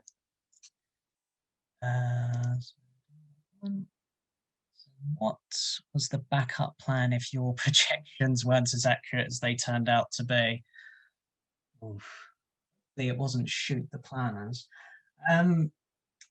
I think we did have actually our backup plan was an assumption that was a pessimistic assumption that was produced before the pandemic. So what I didn't really touch on this as I was speaking. So what we were able to do is produce what we were sort of calling a likely scenario. So that was the main returner projection, but we also adapted it for a more optimistic scenario. So there were 3 scenarios that they could take for the final budgeting process. They had the pessimistic view before the summer, and then the 2 that we produced, and I say there's 2 because it was down to enrolment codes, particularly around international students. We were one excluded a particular enrolment code, so that was seen as a realistic view. Or maybe not realistic is the best word, maybe close to the truth, hopeful, and the other one is an extremely optimistic view. Hopefully that answers that one. So next question, what approach has UEL had around testing all students? That's a good question. And the reason why it's a good question is because I have to be honest, I haven't been too involved in the student side of COVID in terms of testing. I know recently the university has started housing one of the government's testing centres, I think within our sports dock. And I believe in terms of our tier systems, so we're on a 4-tier system, students can get tested there. And in addition, well, that reminds me actually, in addition to that, our colleagues in IT have created a COVID testing app. And I have to be honest, I don't know the full details of that, but it's certainly extremely interesting. But you can drop me a line after the discussions today, because I can get you in touch with the person to explain what he's been working on. And he's been tracking and providing information to the university through an app whereby students can report, and staff, how they're feeling that day, whether they've contracted any symptoms, and if they have they taken a test.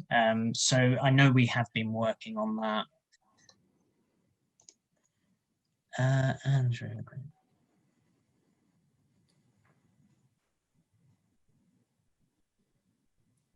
Yes, I think I'm right in saying, Laura and Alex, that these recordings are available to all the attendees today.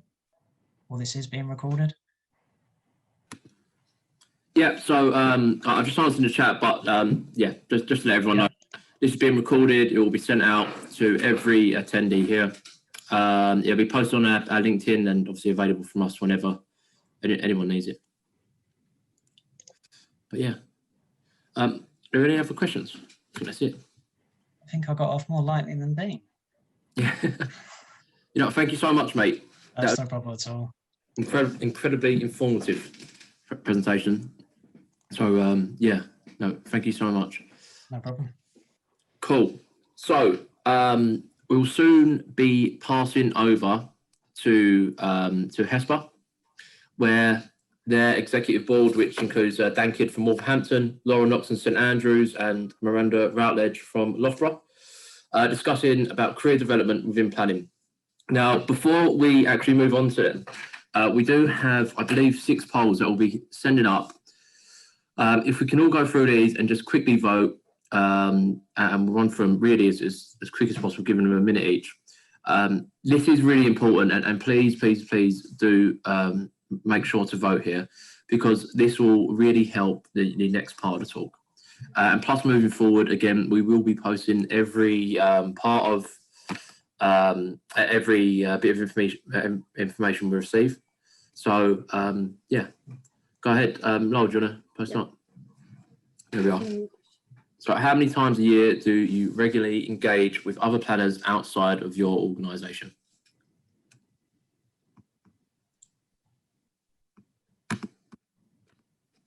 Cool.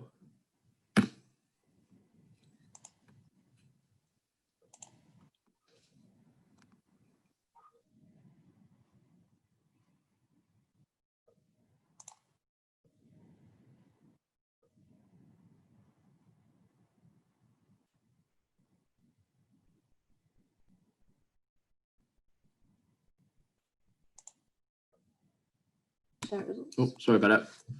So there we go. Majority being 1 to 3. I wonder if there's any reason for that.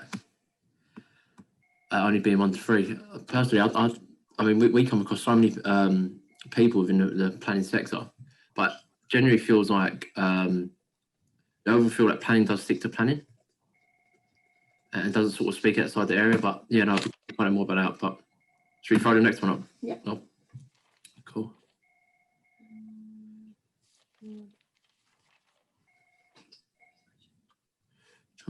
Have you attended an organised training event to develop your skills, knowledge on networks in the last 18 months?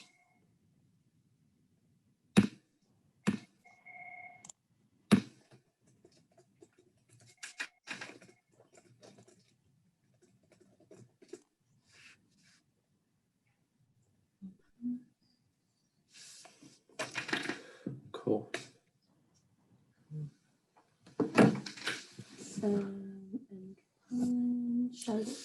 Yeah. Here we are. Cool. So 69% there going with yes. Yeah. And then Next. Cool. Do you feel that virtual training and networking events are more or less effective than face-to-face?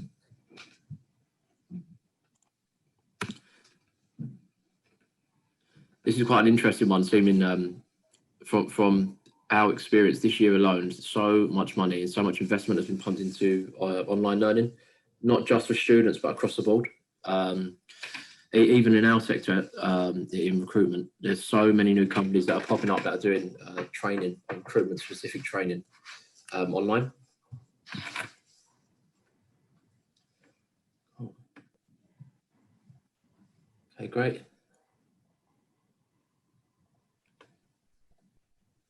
Yeah.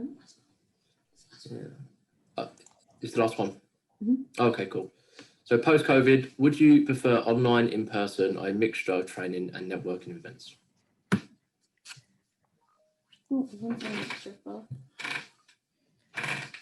Personally, I think I'd go face-to-face more than anything at the moment, simply because it's literally been so few face-to-face events this year. So that was the last one, post results. And then Jen, if you're ready. Yep. And yeah, but again, thank you everyone for voting and getting involved there. Really, really, really do appreciate it. I'll pass you over to Jen now to give you an introduction, and then go from there. But yeah, cheers, Jen. I'll speak to you all soon. Thanks, Alex. So yeah, hi everybody. I'm Jen Summerton from HESPA, the Higher Education Strategic Planners Association. I think most of you are aware of us. Some of you will be here. It's a really good opportunity for us to just kind of tag on a quick session at the end of this. So thanks, Alex, and also thanks for organising this to kind of find out more about strategic planning in higher education, really to ensure that recruitment in this area is being done correctly. I think there's it's such a diverse and broad-ranging function, probably more than any other function in a university. So it's really quite difficult to kind of capture exactly what strategic planning is in universities. And as Dean mentioned earlier on in his talk, you get to be involved in lots of different areas of the university, which is great. It's a great opportunity, but it does pose some challenges as well. So what we've been doing at HESPA is some work to find out how far strategic planning stretches, which roles and responsibilities are included in it. And we have produced a quadrant, which some of you may have already seen. I'm just going to share it on my screen now. And then there's a poll. So just have a look at it first. If I can do this properly. Yeah, okay, so we've split it into four things, four kind of main categories. There's strategic planning, performance monitoring, strategy implementation, and then data governance and analysis. And this is really a live document which needs updating. In fact, I can see already an error because Heidi Plus has moved to JISC and doesn't sit within HESPA anymore. So that's one thing that already needs updating. And certainly since COVID and all of the work that has gone into kind of dealing with the impact of that, I'm sure there are other things that probably need adding on to this. But have a look at that and see what you think. And then if Laura can bring up the poll, I'm going to ask you which of these four areas you think most of what you do falls into. So if you could answer that, that would just be an interesting one to get us going. And what we do is use this basically along with our planning remit survey, which we carry out every other year, to find out how much of these things, which work is undertaken where. We try and draw kind of patterns across the sector, and this kind of feeds into our, I'm going to stop sharing that now. This feeds into our training meetings so that we can see exactly where we need to focus most of our efforts. Right, that's really interesting. So it's quite evenly spread actually, which is good because it means this was worth doing and the things that we include in it are all worth doing. So this is what we try to do when we're thinking about our training programme for the coming months. We try to make sure that we've ticked off a fairly equal number in each of those quadrants, just to make sure that we're reaching all of our members in the right way. So yeah, what we're going to be talking about today, I'm going to pass over to my colleagues in a minute, just to kind of find a bit more out about what they think are the key ingredients in making a good strategic planner. And it's not just all about skills and experience and knowledge, it's also about kind of personality traits, certain qualities that you might need to be able to work in that way across the institution. I think it's quite, it's a bit of a niche job role, and there are certain things that you need to be able to do that other colleagues in other areas of the university might not need, but you do. So this is what we're talking about. And I'm going to pass over to Dan first to talk about what these things are, but also to hear a bit about how he got into planning in the first place. Thanks, Dan. Thanks, Dan. I'm unappreciated first, but thanks. This is an odd one because my job title was Deputy Academic Registrar, so I don't actually even exist in a planning role anymore. But certainly I held planning roles previously, and prior to that worked at HESA. So I kind of perhaps have a unique view around the sort of planning community, and indeed I continue to chair the development committee and sit on the exec. So I'm going to probably talk for 5 minutes about stuff that most of you will find unhelpful, and then I'll hand over to Miranda and Laura, and they'll fill you in the actual usefulness. I suppose my one observation is since the dawn of time, I can't think that any 4-year-old has ever said, "Mummy, I want to be a planner." It's just not something they're ever going to say. And if they did ever say that and said, "How do I become a planner?" actually the response to that would be quite a complex and confusing one. Probably doing a social sciences degree would be the start, which is a sort of odd sort of anomaly within the planning community, that actually an awful lot of us aren't necessarily from statistical mathematical backgrounds. Actually an awful lot, in my experience, seem to be from social sciences and so forth. So it kind of it tells me something about the fact that people tend to fall into planning at some point for various different reasons. And so given that, and given what Jen said about planning being a broad church, and the fact that we've got an awful lot of people doing an awful lot of different roles within planning, it becomes quite difficult to map out a career progression, because first of all, we don't necessarily think of planning as a career when we're younger, so it's something we fall into. We all have varied educational backgrounds, and we're doing varied work, so it's quite difficult when it comes to recruitment to necessarily nail that in a single job description. And job descriptions are interesting to me. I think I wrote a blog on HESPA not so long ago about job descriptions universally for planning teams seem to be the same, even though actually an awful lot of difference between universities, but they tend to ask for the same things. An example being, must have numerical skills. And I'm always interested to understand what extent or what degree those numerical skills exist in. So to what level do we need, and how are they particularly utilised in planning? And actually, depending on your area, I think someone just put in the chat about actually they look after equality and diversity as well. Numerical skills obviously become and remain important, but actually other skills might become more important given the context that you're working in. The other thing job descriptions tend to pick up on is around technical skills, and I'm certainly not here to say we don't need technical skills. We clearly do. We need to understand data, we need to understand databases, how to interrogate those, what constitutes good analysis, and all of those speak to a technical portfolio that colleagues must have. But I would, I guess, argue that this is a reducing requirement over the years. And that's pretty much in line with sort of technology developments. When we think about sort of a planner 10, 20, 30 years ago, and the sort of void or the vacuum that they were operating in relation to BI systems, in relation to intuitive user interfaces, technology has developed such that we now live in a world where actually interrogating big data is much easier. And whilst we still need some technical skills, perhaps technology is now doing some more of that heavy lifting for us than you perhaps might think previously. I don't want to step on Miranda or Laura's toes here, because I think they're going to talk about some of the sort of attributes as a person that perhaps makes a good planner. But the other thing I did mention in my blog was around the need to have sort of critical friends, so people who aren't always just going to be wholly positive in their outlook. I do quite like in a team to have someone that's recognised as that miserable person that actually always thinks that a change is a bad idea.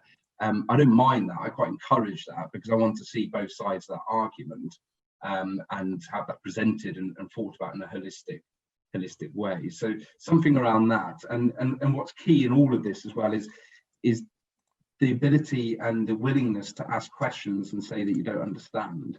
One of the interesting things that I observe when I do training sessions, both previously when I used to do training sessions for HESA, but latterly for HESPA, one of the interesting things I find is that I get to an end of a section, or I get to the end of a course, and I'm constantly asking questions of, does that make sense? Do you understand that?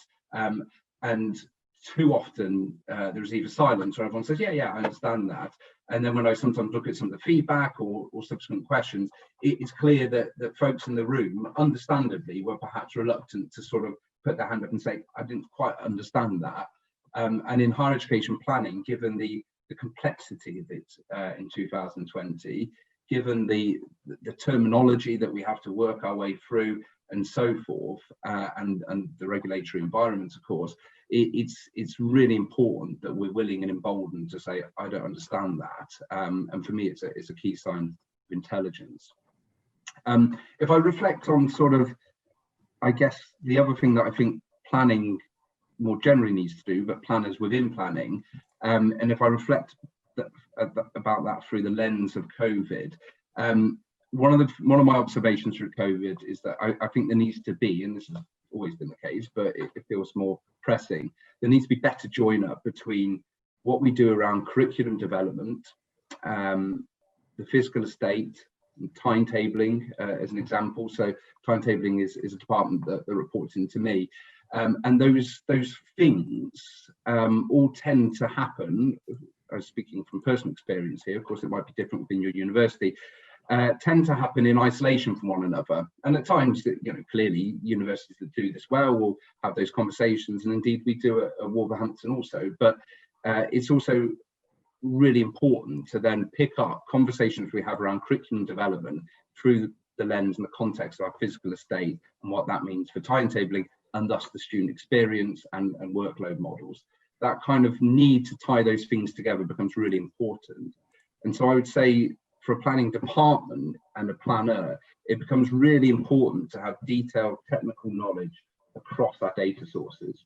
And certainly, so if I think about previous planning role, if I think about interaction planning teams, often that knowledge is very particular to student data. And one suspects that actually it might need to widen to include estate data, include track data, etc., and just have that sort of much broader understanding and expertise around the various different data sources and data returns. And I think it's also important when analysing data to also understand the origins and the genesis of that data. So understand your university processes, understand how data is returned through the various different bodies, because that has enormous implications for what you can and can't do in analysis of data. And so to that end, I'd also say that relationships become really important. And as a planner, you need to really be someone who can cultivate and maintain those relationships. And in particular, I would suggest that the relationship between planning and central registry, if you have such a thing, becomes really key. I always think of registry as the engine room in terms of the student administration, and planning obviously being that sort of navigation. And those two things really need to tie up, because one informs the other, and working in isolation in those two areas is a bit of a recipe for disaster. I don't think that happens all that often, but certainly it in my experience can happen. And as I say, that's where you as a planner and the types of skills you bring to the table really need to be able to influence and communicate in that way. I'll come back to answer questions, but I think I'll hand over to Laura.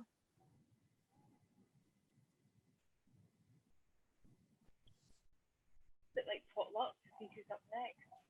Hi everybody.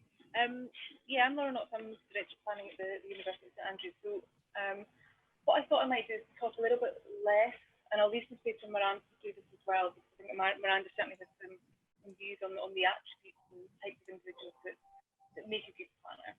I think it's just to point out that the need to have the data skills, the technical skills is a given, it's a must-have. It's the thing that gets people onto the long list, and then ultimately what gets them onto the short list, or at least the interview, are the ones that can demonstrate some of these other attributes that are really important to be able to be a successful planner. And certainly from my experience, my perspective, and certainly in the structure of my own team, we don't separate them into different types of planners. I don't have a team of data analysts, and I don't have a team of policy people or horizon scanners. I have planning officers that do the end-to-end, and they need to be able, in the structure that we have, and there's merit to both types of planner, obviously, they need to be able to marry up the technical skill with these other attributes I want to talk a little bit about. So first is affability and communication skills. Those are really important. You have to be able to place in context your analysis and your data to people. They need to be able to understand the narrative that's going with the numbers that you're supplying to them. and the context that that's relevant in, and actually also to know what to do with it. I remember very early on in my career, you were asked to supply some numbers. That's the limit to what planning did at that point. You were saying, well, here's a table of data, do what you want to do with it. But actually, over time, you realise that actually quite often people need a hand to understand the real narrative story behind that data. So communication, the ability to speak with authority in relation to your subject matter, and be able to give confidence to your audience that the numbers and the story that you're telling them is the right story, and actually these are the right set of messages to go with. Patience is something that I find is very useful, and that's certainly something that I'll give you an interesting example of where patience is important in a minute. But patience is really important, because that's not an easy task to be able to convey the narrative and the context and the story. Because quite often people will come to you and ask you for numbers and data because they already think they know what the context and the story and the narrative is. The minute you try and explain that there may be another angle to look at this from, or other things you need to think about, you have to be able to patiently bring them with you, and that's the challenge. I describe that as something that's really important is to have quiet leadership skills. Now, there will always be times when you need to, put your foot down a little bit, or be quite in your foot into the spaces about how you want people to operate, how you want people to engage with your data. But quiet leadership, navigating people through the narrative and the story, if I come a bit closer, is that better? I'm not sure who asked the question at my microphone, but is that any better? I'll just go with it just now until I hear otherwise. Where was I? Quiet leadership. Yeah, so being able to navigate and bring people with you is really very important, and you have to do that in a very tactful and careful way, or you lose people along the way and you're back in a situation where you're just asked to give a table of numbers and people just get on with it. In terms of quiet leadership and patience, I think the other thing that's really important is adaptability. I think gone are the days where the planner was the data analyst that sat in an office on their own, sending tables with data to people in Excel normally. I think we're all starting to move on a bit from that, but adaptability is really important. I found certainly in the context of COVID that me and my team have been asked to get involved and do things that we would never have been involved in before. The most recent example, and one that a lot of institutions will be wrangling at the moment, and they're doing it, you're almost finding your way in the dark with this, is the set of asymptomatic test centres at institutions. As ever with these things, they sort of start maybe in estates, or they start in your principal's office or your vice chancellor's office, and someone in the background is off setting this thing up, the practical, logistical aspects of this thing. But then it becomes apparent that, oh, there'll be reporting requirements and there'll be data. So you'll maybe get a wee email that says, oh, by the way, this is happening, can you just make sure that we've got the data we need to start reporting on this thing? And what I found when I started to get involved in this was that actually led to me not only being involved in the logistical setup of the asymptomatic test centre, and the reason for that is I had to make sure that the places and the actual physical things and the processes that they needed to happen, and they weren't missed from the list, to make sure that I was able to collect this data, because it's not something we had. So that included making sure that there were desks in the right place, barcode scanners, students had ID cards, largely because this is an external process that's being delivered from elsewhere. But I actually found myself having to walk through the setup of an asymptomatic test centre and fight to make sure desks were put in place to make sure that I could collect the data that I needed. So these things, and that also requires a bit of quiet leadership, a bit of negotiation, trying to evidence why this is really important, why it's not going to cause bottlenecks in the system, and so on. And I got my desk, that's good, and I've got my data that I need, but sometimes that can be a battle, and you have to make sure you get people at the right time and that they're willing to listen to you, and you're able to convey really succinctly and quickly why it's really important to do these things. I think I'll leave it there, so I'll let Miranda come in, because I know that she has similar things in mind, but I think the key things I wanted to kind of leave you guys with this is adaptability, patience, quiet leadership, and the ability to communicate the context in the right way. Thank you. Miranda Routledge, Director. Apologies for my Teams notifications. There's a women's network which just been launched at Loughborough, and they're all going mental about how wonderful the event is that's going on. So I do apologize for that. They'll stop soon. Yeah, I'm Director of Planning at Loughborough University, and in terms of my journey into this role, I've spent my whole career in higher education at Loughborough University. So in some ways I have quite a narrow view of the sector. And I've had to increase my knowledge of the kind of variety within the sector through networking, which is why we put some of those questions into the poll, actually, because I've hugely valued sector networks. But just picking up on some things that Dan said, actually, my career before I came into planning was solely in registry. And the relationship between registry and planning at Loughborough is really strong. And I think we've got that right. And I completely agree with what Dan said about that. You know, I was really encouraged to apply for this role just through making myself well known within the institution through my previous roles. And I think that comes back to what Laura was saying about quiet leadership. You know, the university kind of saw in me somebody that they was knowledgeable and trusted within the organisation, and really encouraged me to go for the role. But I was reflecting on Laura was speaking, and I'd done loads and loads of preparation around data, policy, and HEFGI as was at the time. And pretty much my entire interview was around how was I going to influence people? How was I going to build relationships, particularly with those people who I'd been kind of answerable to in previous roles, where I'd suddenly be on a level, and how was I going to kind of in that influential sphere. And I just could not understand why my interview was focused on that, because I'd researched all this technical stuff. I had reams and reams of paper. I could, you know, talk about funding models and all the rest of it.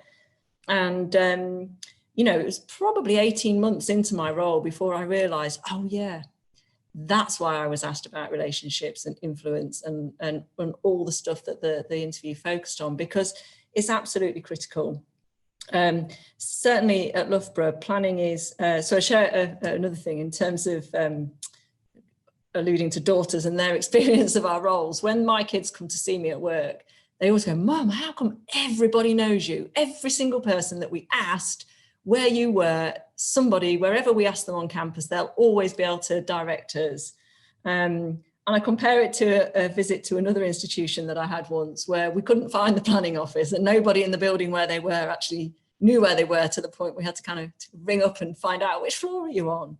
So I think and I can't claim the credit for the way that Loughborough's planning team is seen. That has to go to my predecessor, who made it a very concerted effort to get planning visible and known and trusted, and not the people that sat in a room fiddling away with a spreadsheet that nobody then used or trusted, and everybody was doing their own in the background. So there was a huge amount of effort that went into that. And I think it's really paid dividends. As a result, we've got the ear of the senior team. We're physically located close to them. Current circumstances accepted, we kind of know what's going on, because people are just constantly popping in to just check on something or give us a tidbit or ask our advice or our opinion on something. So the team is really well connected and really well informed about what's happening at the university, which is hugely important in terms of understanding the sorts of data, governance, advice that's needed. It's not being done in a bubble, and I think that's really important. I think in that respect, though, we don't always recognise that privilege. So I sense, particularly with other senior leaders that are not so close to the Vice-Chancellor's team, there's a kind of anxiety around that, around not knowing what's going on, and a desire to get onto different groups and to find out what's going on. And that just comes kind of naturally to us. And I always make it very clear to my team, I think they should recognise their privilege in that. The information and knowledge they hold about the organisation, because of the work that we do with the senior team, we take it for granted, but others kind of, you know, are quite envious of that. So I spend a lot of time inducting other senior leaders when they join the university. I have one-to-one meetings with them to understand their world and help them to understand the kind of planning world, which has, most of them want to do that because they want to understand how resource is allocated. I get that, I'm not naive. But it really does help, and it builds up that trust and the integrity of the office. And, you know, I'd certainly add those to Laura's list. Whilst we've been working in lockdown, I've kind of been reflecting on what I think my team needs to be going forward, and the sorts of skills that we're going to need to survive the post-COVID world, or even the in-COVID world, probably more so the latter, actually. And we came up with an acronym it's a bit cheesy, but we are Loughborough and we are really proud of ourselves. And that's a very strong feeling at Loughborough is being proud of being here. So I've kind of developed a little acrostic poem around proud, because I was doing lots of primary school lockdown support, and these things are very popular. But this is what I came up with, and I thought it's fitting for this session because it is around the capabilities and the kind of attributes of successful planners, in my view. So I think we need to be pragmatic. We need to get things done with a minimum of fuss. Where we see things that can be better, we should point it out, and we should definitely try to influence it. But we shouldn't waste our time on pointless battles. And there will be pointless battles, but, you know, getting caught up in them is, you know, kind of read the runes. We should be resilient. And by that, I mean working together to get through good times and difficult times.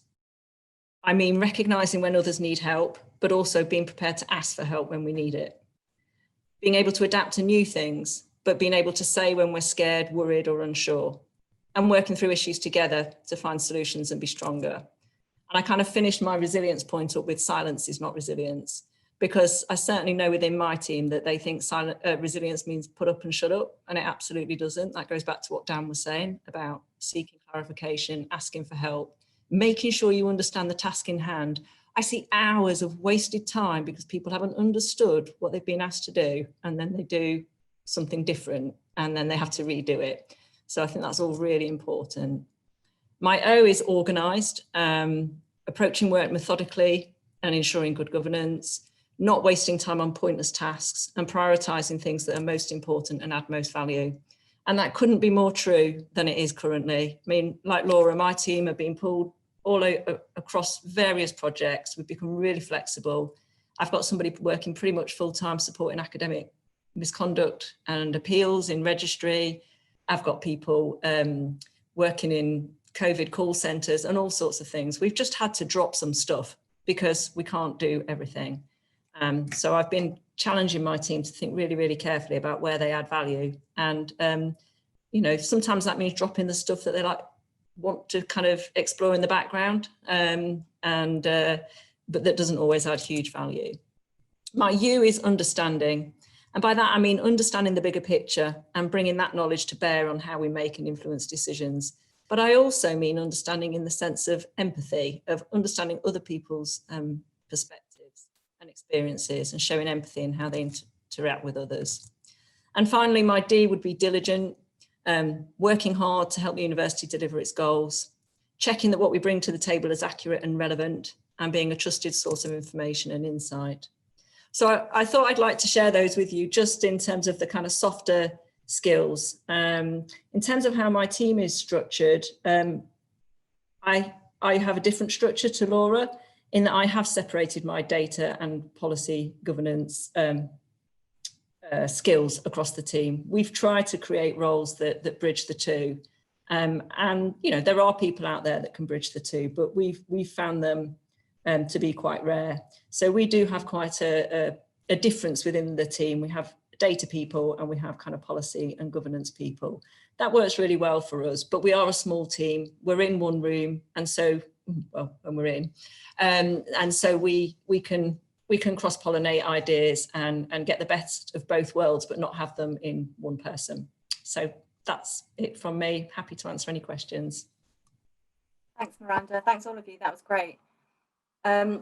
I've just seen that there's a question come up about what are HESPA's next steps to help development in the planning area. And I mean, this is really an introduction to some of the work that we want to try and do. I think it's potentially a massive piece of work, which is obviously challenging. And I think, you know, based on exactly what we've been saying about the variety in the sector, it is really difficult to kind of do something that's going to suit everybody's needs, because everybody's needs are completely different. So we need to do a bit of research. I mean, we do the planning remit survey, the results of which are due out soon, probably early next year now. And what we're going to continue doing is offering training that kind of ticks some of the boxes that we know are priorities. But what we have also talked about is creating a kind of training pathway where you can you know, opt to do certain kind of core modules and then build up some kind of professional qualification. I'm not sure. We've been talking about this for a while now, and we haven't really come up with a concrete resolution, but it's not going away, and people are kind of coming to us more and more and asking, is there something like this available? So I think we do need to concentrate on this. Another thing that we need to do in order to get anything like this off the ground is to speak to colleagues across the university in different functions, because as we've all said, you know, one of the really overarching characteristics about strategic planning is that it interacts, it's multidimensional in a way that other functions aren't. So what we need to know is what other people need from their strategic planners.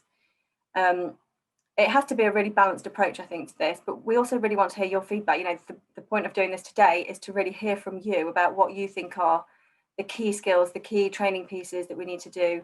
You know, how can we help nurture members? How can we help you to build up a kind of more formalized career path? And we need to speak to recruiters as well, you know, people, Alex and colleagues at Burnham and other recruitment firms, and talk about how job descriptions might be shaped to be able to get the best out of new appointments and teams. You know, the breadth of this work is huge, really. So this is a start, and there will be more coming up on this.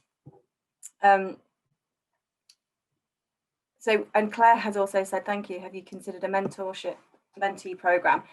We actually had agreed to go ahead with this last year, and just before we purchased the software for it, COVID hit, and we paused it because we were kind of nervous about funds, as everybody else in the sector has been, and it had just come at the right time. We hadn't actually agreed to go ahead, but we are going to continue with it, and that's going to be based on a software called Sumac. I don't know if anybody else has used that in their institution, but I know the University of Dundee, and I think, Laura, does St Andrews do this as well? It's a joint thing between those two. The software platform that enables mentoring and matching of individuals as well. Yeah. Yeah, we're going to roll that out. Yeah, we've spoken to a few people about this particular software, and it has got really good reviews. It's a bit like a dating site, really. You know, you kind of build up a profile, you select the boxes. We'd have to build it properly with all of the strategic planning knowledge that we've got about skills and roles and things like that. And then you basically build your profile, and the system matches you. And you can also build in certain rules to opt out of certain matches and things like that. So we can make it quite tailored for what we need. Basically, COVID just got in the way of that because it should have been up and running now, but it hasn't been. So I'm sorry about the delay on that. Just going to another question here. There's a lot of universities out there without a planning team or function. Something that can help those universities to build their capabilities, even if they're based within other teams, would be really useful. Yeah, absolutely. And part of the reason for doing the planning remit survey for us was not just to capture information about planning teams as such, but to really capture information about planning work. So even if there is no team or director or you know, a kind of big kind of defined group of planners, we are still surveying those universities because it's more about the actual functions that are being carried out rather than the team themselves. Does anyone, Dan, do you want to come in on that? Just briefly to say that, to echo what you said, I mean, I'm working registry, so whilst my previous role was as a director of planning, I no longer am directly involved in planning. I continue to be involved with HESPA, and it's just to say that HESPA is available to everyone. So albeit its focus is on the, you know, on planners, it is available to everyone to help support them and develop them around data and other skills. And it was just to add to all of that, one of the things that I always guard against internally within my institution is that we don't have a sort of comprehensive integrated training plan. Generally speaking, our training is delivered peer-to-peer, and the difficulty of that is you're only ever as good as the person you sit next to. So I always use this analogy with SITS as our student record system. If you're sat next to someone who's great at SITS, you'll probably become great at SITS. If you're sat next to someone who's a bit crap at SITS, then you're going to end up picking up those bad habits. And the beauty of HESPA and the community that we offer is that actually in peer-to-peer learning, you're learning best practice from people with experience, with innovative, fresh ideas. So absolutely, regardless of whether a planning department is, just engage with the community because they're as nice as they come generally. Yeah, I would echo what Dan said. I mean, as I say, mainly because I've only worked at Loughborough, I use the networks to kind of ground my thinking into like understanding what's just Loughborough and what's been experienced, you know, across the sector. So as I say, I've had plenty of other roles, and I don't know whether it was the seniority of the role. I don't think it is. The planning community is just super helpful. And you know, we all get it. So if you're trying to describe within your organization, I've got this issue, I'm trying to, people just glaze over because they're just, why does that matter? Particularly when you're kind of getting into the detail of something that the OFS have put out and worrying about how it's going to impact league tables or that sort of thing. It doesn't matter that much, does it? Just answer it. But the planning community really get it.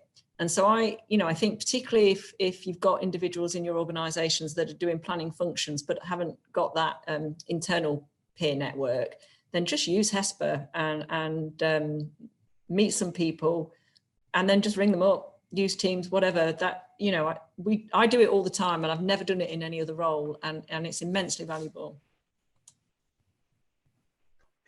I'm just going to answer. Sorry, Laura, carry on. It's super rude. I'll tell you what, I'll do a quickie then. I was just going to say that there was a question there about size of teams, which links into what I'm about to say. My planning team is a fairly eclectic bunch. There are 10 of us, but that's actually split across 3 quite, on paper, separate functions. So one analytical services team, which is, I guess, the team that you would recognise as your core planning team, the analysts, the horizon scanners, the policy people. I also have timetabling in my team, and so there's 5 in analytical services, there's 3 in the timetabling team, and there's also 2 at the moment in the risk resilience and insurance part of it as well. So that's risk management, business continuity, and disaster recovery, and also insurance services. So I have quite a broad set of areas there. But the reason they're all together is because they all rely on evidence and data, and they all need to use evidence and data to help the institution make strategic decisions. And timetabling is very complex at St Andrews. Previously, huge flexibility in the curriculum. So that's why we're all together. And HESPA has helped me enormously, actually, with some of that, because my core is analytical services. Timetabling is something that was new to me when it landed on my doorstep, as was risk, resilience, and insurance. And actually, through HESPA networks, I've been able to not only learn from the people and the experts I've got within my team, so timetabling comes with expertise, risk, resilience, and insurance definitely comes with very niche specific expertise. So I've learned from those individuals, and my input to that is to help them shape how they convey the context and the narrative to the institution. But actually, HESPA has helped me a lot in finding others who maybe have these little niche or nuances in their team, and you can reach out. So it was I've only found 3 other planning directors or academic registrars that have timetabling in the function, and actually it's been really useful to make some of those connections and networks, to be able to learn from that. And certainly on the risk management side, there's a lot of people in the HESPA networks who can help with that. Still to find somebody with an insurance background, but it's a bit drier than I think most of the HESPA networks want to have. Anyway, sorry Dan, that was longer. Not at all. It was me being rude in the first place. I got excited about a question that I wanted to answer, so that's why I cut across here. So it was because I feel like I can probably give a stab at this, which is a question around what is the typical progression for someone on the data side. In my experience, there hasn't been much crossover with the policy strategy side. Do those on the data side tend to get siloed? And the reason I got excited about that is because, I mean, that's exactly my background. I left university, I started working in student records, and thereafter I only worked with data. I was head of training consultancy at HESPA for 12 years, purely about data. Left, became director of planning, purely about data. And it's only actually in my current role that I started to actually make that crossover onto the policy and strategy side. And that's slightly odd to me, because actually those who are involved in the data an awful lot have a unique insight into the policy and the strategy. So an awful lot of what I bring to the table actually isn't from my recent experience, it's from my decade at HESA. So actually understanding data, understand the trends, and being able to actually form policy and strategy around that. Those two things ought to go hand in hand, but I agree with the point that you made, that you can get siloed, because I felt siloed for a long time. There's no simple solution other than to say that a good manager ought to sit down with you and work that through with you as to that's an ambition, or that's what you'd like to do more of, and he or she should make every effort to try and bring that into your role where possible, and just be hungry, sort of, you know, force the issue, and get involved in those conversations where you can, accepting that there might be limited opportunity. But I do agree, but I think I'm testament to the fact that that is possible, that crossover, and it should occur more given the impact that understanding data has on policy and strategy. Yeah, can I come in? Because I mean, this is a really interesting area. What I see in the university generally is a lack of data skills. I think more and more those skills need to be embedded in nearly every role. So I would say, don't see your data skills as a constraint. They make the world your oyster if you use them in the right way. So get out there, find out what you think could be improved in other areas of the university, and use your skill and expertise to do that. You might have to step outside of the planning function, but the more that people with those skills and that insight can be embedded across the organization, that will make organizations stronger. And, you know, my team often feel they're picking up a deficit of skills across the rest of the institution. So I would encourage planners who feel they may have reached the end of their kind of role within their current teams, just get out there and spread your skills and get them embedded in other areas. And good management structures ought to support and cultivate and facilitate all of those things. One of the things that I say time and time again to my department heads is, I'm less interested in their ideas. I want to hear ideas from our level 5, level 3, level 7 staff. So all of those graded staff who are reporting into those heads, actually they're going to have some great ideas, and they may work specifically around data day-to-day, but if they have idea around strategy for registry or the wider university, or indeed policy, I want to hear from them. And so we should do more to again empower colleagues at lower grades to feel like they have a voice and can bring to the table ideas based on their experience. Absolutely, and I think these are the kinds of conversations that we have, you know, in our HESPA groups, at training meetings, at conferences and events, whether they're virtual or face to face. You know, if it's a buy-in situation and you're struggling to get senior level buy-in for data roles or data work in the university, these are the issues that we're talking about. You know, we've got some training coming up next year with Alex Lee about data strategies and how to create them, develop them, implement them, but also how to achieve buy-in, how to shift the culture. And I think it is changing. You know, even just during my time at HESPA, I've seen a shift, and vice chancellors are becoming more aware of the importance of data in terms of strategic decision making. But I also think the OFS, the kind of arrival of the OFS and the regulatory constraints now on universities have made data so much more important than it used to be. Because if you don't have the right data and it's not the right quality, or you don't have the right staff and the right skills to be able to analyze it in the right way or present it properly, you will fall behind, and you know, you lose a competitive edge. So although that feels like a burden and it feels like a kind of stressful thing to have going on, it's actually helping data professionals to kind of get themselves a bit more valued in their institution. Are there any other final questions? I'm just conscious of time now. I think we've covered most of these. Jen, there's one about how you convince people to make planning teams bigger, which I thought was a good question. I guess I'd probably turn it around a bit and say, I think maybe planning teams need to look at what they're doing and make sure they're doing the right things. Because I mean, you know, you can grow a team exponentially if you're lucky enough to have the resources, but most of us aren't in that situation at the moment. And I think it's coming back and really looking at, you know, maybe ensuring that the analytic work that's done is aligned to support strategies, rather than just creating reams of data that's always being created. So I think there's a kind of role for all of us to look closely at what we're doing and make sure it's still adding value. Doesn't quite answer the question, but it's a different way of creating more resource, which is by stopping what stopping some of the stuff you're currently doing. There's a couple of aspects of how you can bring the powers that be to give you more resources. Some of that is just making sure you're adding value in what you're doing and you're demonstrating the value. I guess every function does that. Certainly my own team, what I've tried to do is make sure there's crossover between the three functions. My timetablers are doing data analysis and delivering context analysis, as is my risk and insurance team, and actually the data analysts have been asked to work closely with the other two teams to learn from some of their skills, particularly around outreach and engaging with the customers and the schools in particular. I just wanted to come to a question that's on the webinar chat from Ahmed. Do you see planning as a function under registry?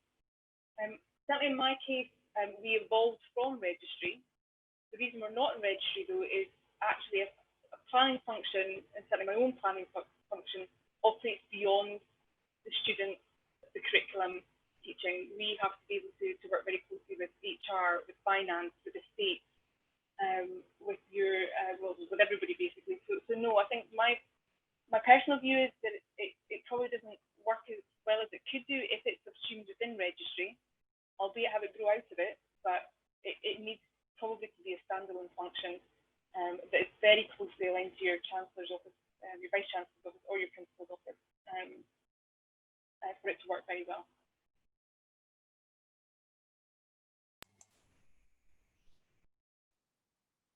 Thanks, Laura. We have 1 minute left. There's one final question that I don't know if anybody wants to take about HESA returns. I think that should be for them.